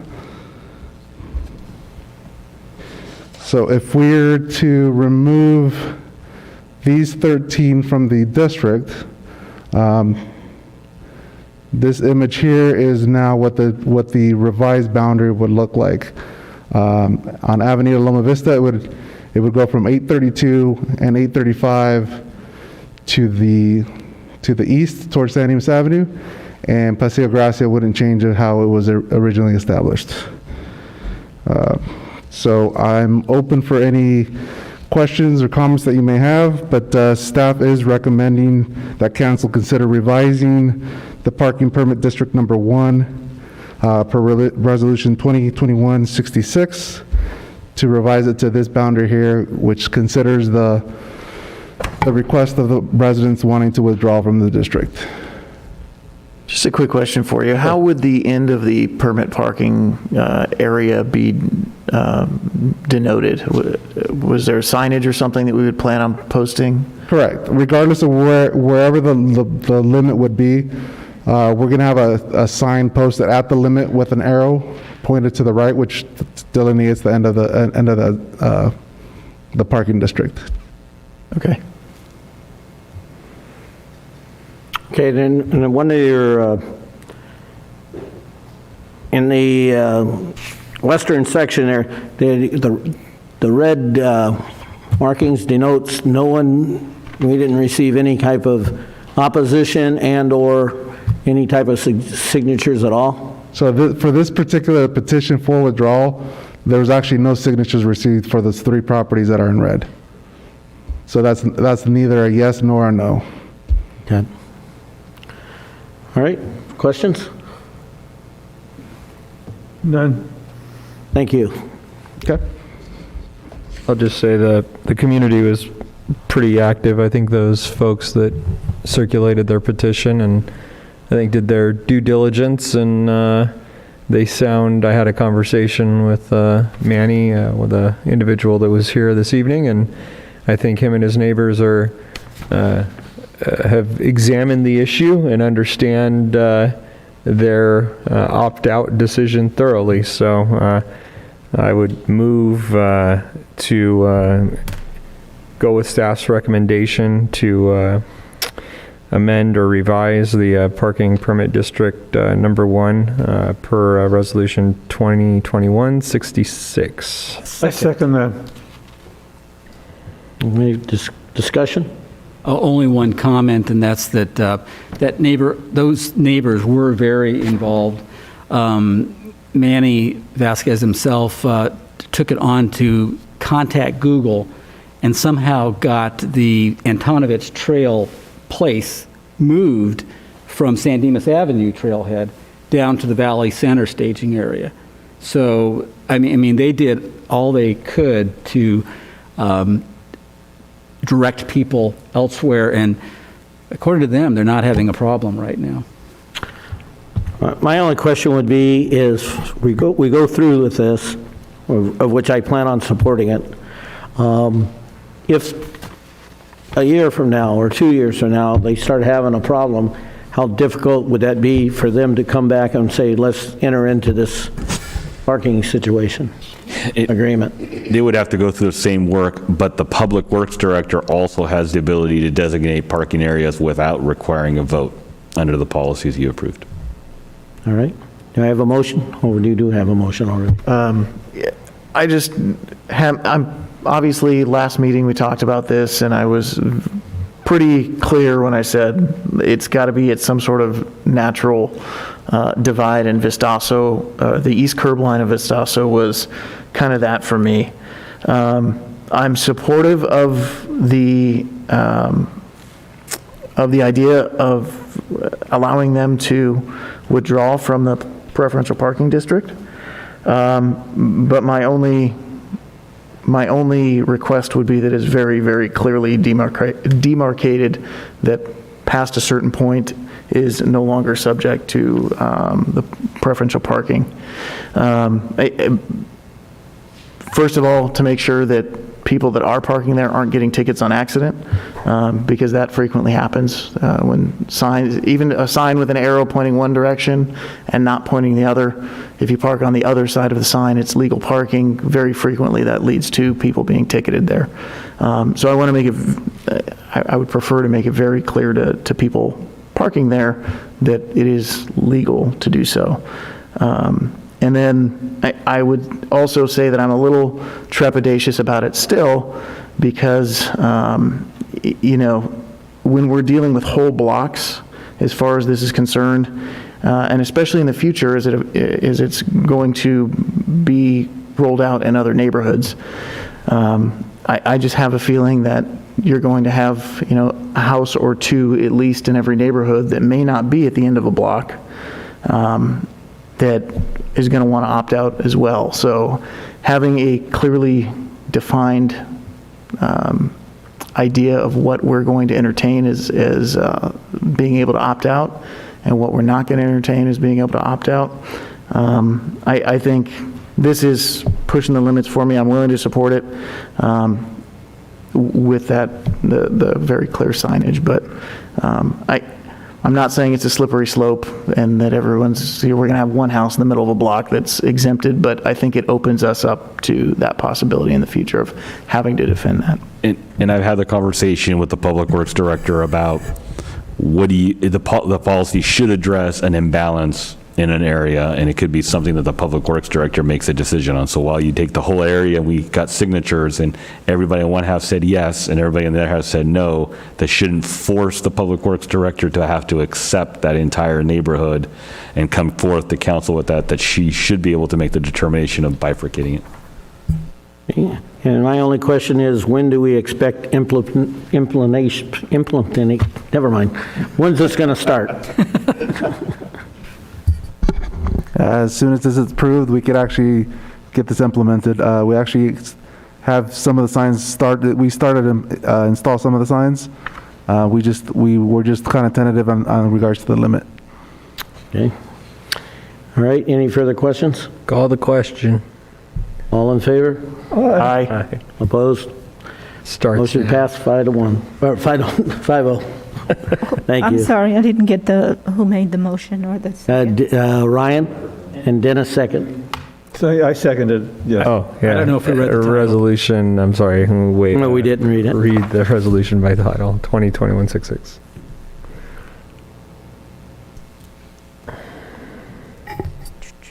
Resolution 2021-66, a resolution of the City Council of the City of San Dimas, County of Los Angeles, modifying the boundaries of Permit Parking District Number 1 to Avenida Loma Vista from San Dimas Avenue to the eastern property line of 837 and 838 Avenida Loma Vista and Paseo Gracia from the north cul-de-sac to the north side of Calle Arroyo.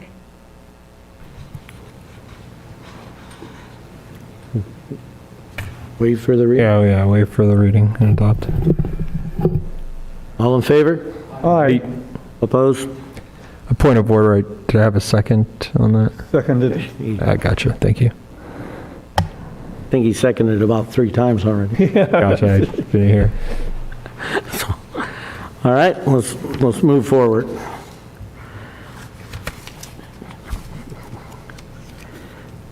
just for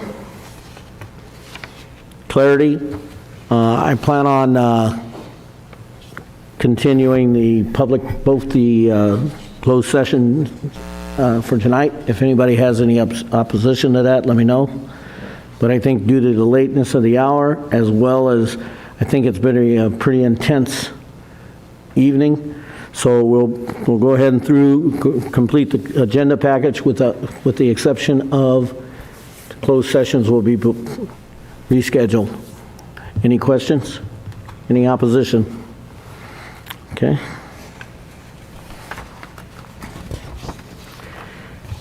Oral communications, members of the audience, speakers are limited to 3 minutes or as may be determined by the chair. Anyone wishing to speak to the council? Seeing none, we'll move on to staff and council reports. City manager? Due to the hour, I have no report. Nothing on the goal line? No. I noticed that the chief executive of the Gold Line sent you a thank you letter for your help in trying to secure some funds. So we appreciate that. Thank you. You're welcome. City attorney? I have nothing, Mayor. Members of the City Council, appointments to the City Senior Citizen Commission. Dennis? Yeah. The mayor and I, we interviewed three people, and unfortunately, there's only 2 openings. And this was very difficult. 2 ladies who had participated just unlimitedly in senior club functions. And there was a young man there that he had not participated in too many senior functions, but he has shown himself to be interested in the city affairs. So the mayor and I are proposing that Sean Cazares, I think you know him, be appointed. And Frida Sarhazez, it's a Persian name, so I'm not sure I pronounced it right, but Frida be appointed, those 2. The third person hopefully will keep her name active with the city clerk, and if there's another opening, I would move that we appoint her. But these, Frida and Sean, are the 2 appointees that we are recommending that you approve. That would be a form of a motion. Second. Any further discussion? I do want to just say that we did have an opportunity to interview these 3 folks, and all 3 were very fine. It was absolutely very difficult decision to make, and Kathleen was outstanding. She's very active in with the senior commission and the senior club. Does a lot of cooking and a lot of things like that. But so I echo what Dennis says, that we hope that she stays involved and she keeps her name on it, and I guarantee you, I believe she will. And I think we appointed Sean because he has shown an interest in city affairs, and a person has to get started somewhere. There always has to be a first leap that you take. That's absolutely right. He has been very, as you can see, he's not here. He was here before. Yeah. He must have just left. Okay, all in favor? Aye. Opposed? Hearing none. Congratulations, Sean and Frida. Okay. Council member reports and meetings attended at the expense of the local agency. There's Mayor, one more. we have a reappointment to the Golf Course Advisory Commission. I must be missing that. Committee. Jesse Ash. Okay. Ryan, you want to talk about that? I don't have it because I get my packet electronically, so I'm not. Oh, it wasn't in the electronic packet? It's not in there? I don't think Should be the last page, 271. It's item 3B on the agenda. Oh, it's page 271. Commissioner Jesse Ash's term will expire in 2021. He is eligible for reappointment and has expressed interest to be reappointed. So moved. I think he's done a good job in the meetings. Second. Any other discussion? There you go, I found it here. All in favor? Aye. Opposed? Hearing none. Jesse's reappointed for his term. Just to say, Jesse's a very active commissioner or committee member, and that he's very, very knowledgeable about our golf course because he's been around since forever. So he's done it, so congratulations, Jesse. All right, now we'll go back to this report on meetings attended at the expense of the local agency. Hearing none. City Council will request for future items, comments, and updates.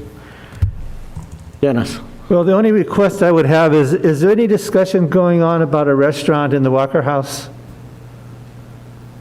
And maybe we should, it's time to maybe consider it. I've had conversations with one individual from another city, and I'm waiting for them to respond. Okay, fine. And that's it. Okay. Eric? With all of the talk of reappointments and appointments on commissions, I figured it would be a good time to remind everybody that we do have vacancies on the Equestrian Commission, and that we're still taking applications for that. Deborah, is there a deadline for that, or do we extend it because of the...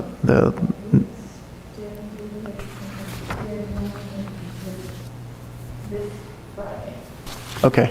So if you have any interest in serving on the Equestrian Commission, try to get in an application by this Friday. The applications are on the city website.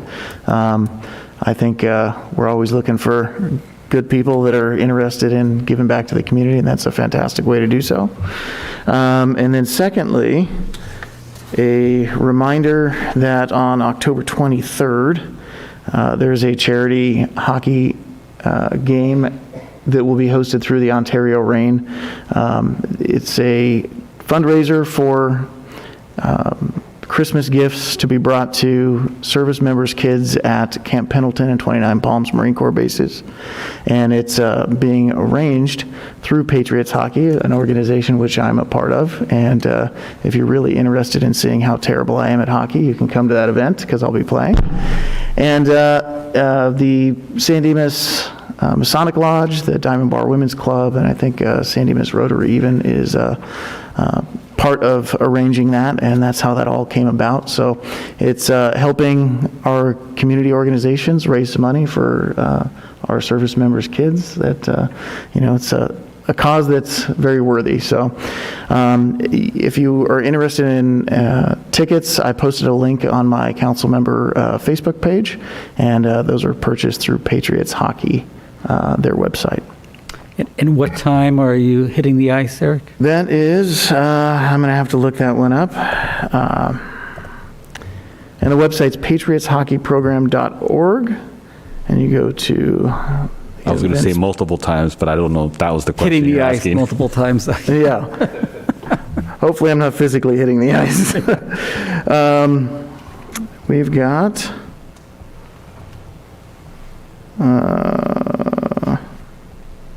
oh boy, I'm going to make a fool out of myself and not be able to find it. Okay, Ontario Reign versus... Okay, so this is October 23rd, 6 p.m. to 11 p.m. So basically, the Reign game starts at 6 p.m. They're playing the San Diego Gulls.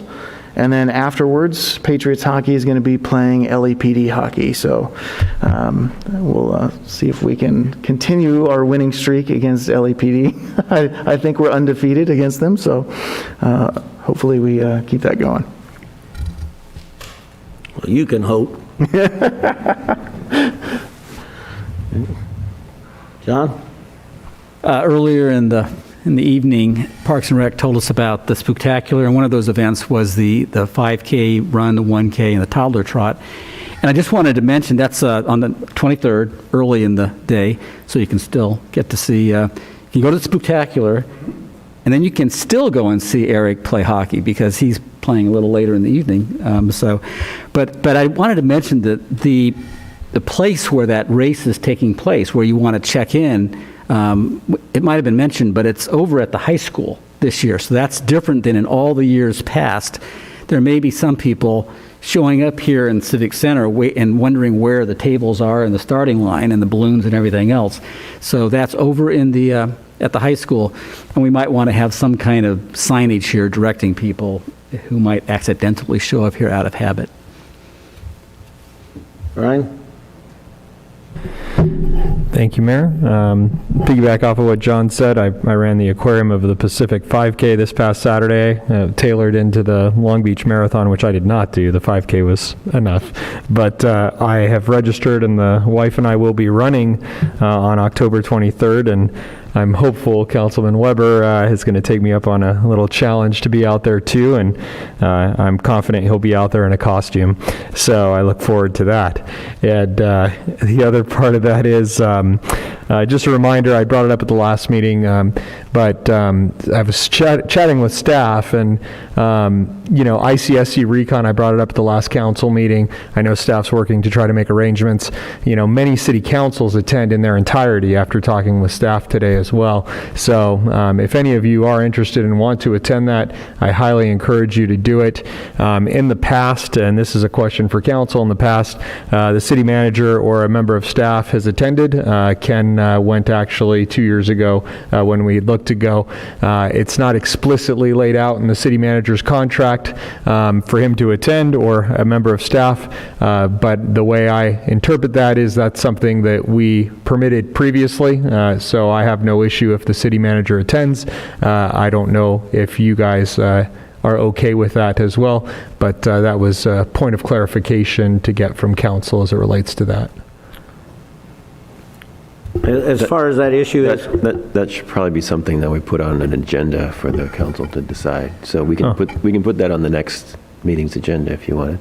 But as a point of clarification, does the city manager have, so this isn't talking to the merits of that question, but in general, Chris, do you have some leeway or discretion on things you can and cannot attend, or is it spelled out specifically what events? I usually propose to you what I plan for the year, and unless otherwise directed by the council.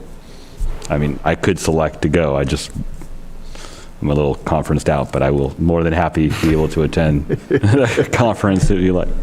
In other words, Chris could make that decision on his own. That's the way I interpreted it, but we had a conversation. He wanted some this discussion, or at least consideration among the body. So, better put it on the agenda, I guess, for this meeting. Unless somebody wants to agendize for the next meeting to say, yeah, we don't need him to go, I will presume I should be attending. That's and I agree. I mean, staff's attended in the past, regardless of whether it was the manager or a member of staff. Staff has attended. So, from my perspective, I think that's consistent with past practice. So I don't see that as anything abnormal. That's my interpretation. No, it's not abnormal. Ken attended several years in a row, even as the assistant city manager, Brad. I'll make it easy so we don't have to agendize and make the next meeting longer, since we don't want any non-required things on the agenda if we can avoid it. So I will be attending. All right.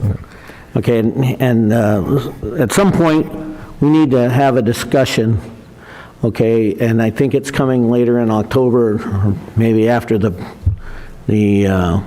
districting becomes final. We need to sit down and have a discussion on how many councilmen or how many people we want to send to these different functions. I know most of us all go to contract cities, but I don't know where our budget stands, but how many people we would like to see going versus somebody just saying, I want to go. So I'd like to see some type of report on that at some point. And from my understanding with staff, if you wish to go, you probably need to sound off sooner than later because they need to know. So yeah, because of one, you got to register, and two, finding, even though the pandemic is here, hotel rooms in Las Vegas are starting to get a little tight. So with that, I had about an hour's worth of stuff to talk about, but I think I'm going to just pass it up till the next meeting when we have nothing on the agenda. And I just want to remind everyone that we are not going to have a closed session this evening. City manager and the city attorney will come up with a different date and see how it goes. Right? We will. Thank you. Just before we go pull and plug on anything, would the ICSC conference be something that, Deborah, you'd need me to voice interest in this meeting now? Yes. You can put me down as being interested. It sounds like a valuable tool for us to attract some business to the community. All right. Anyone want to adjourn the meeting? Or do you guys want to stick around all night? Okay, hearing nobody wanting to stay, we're closed.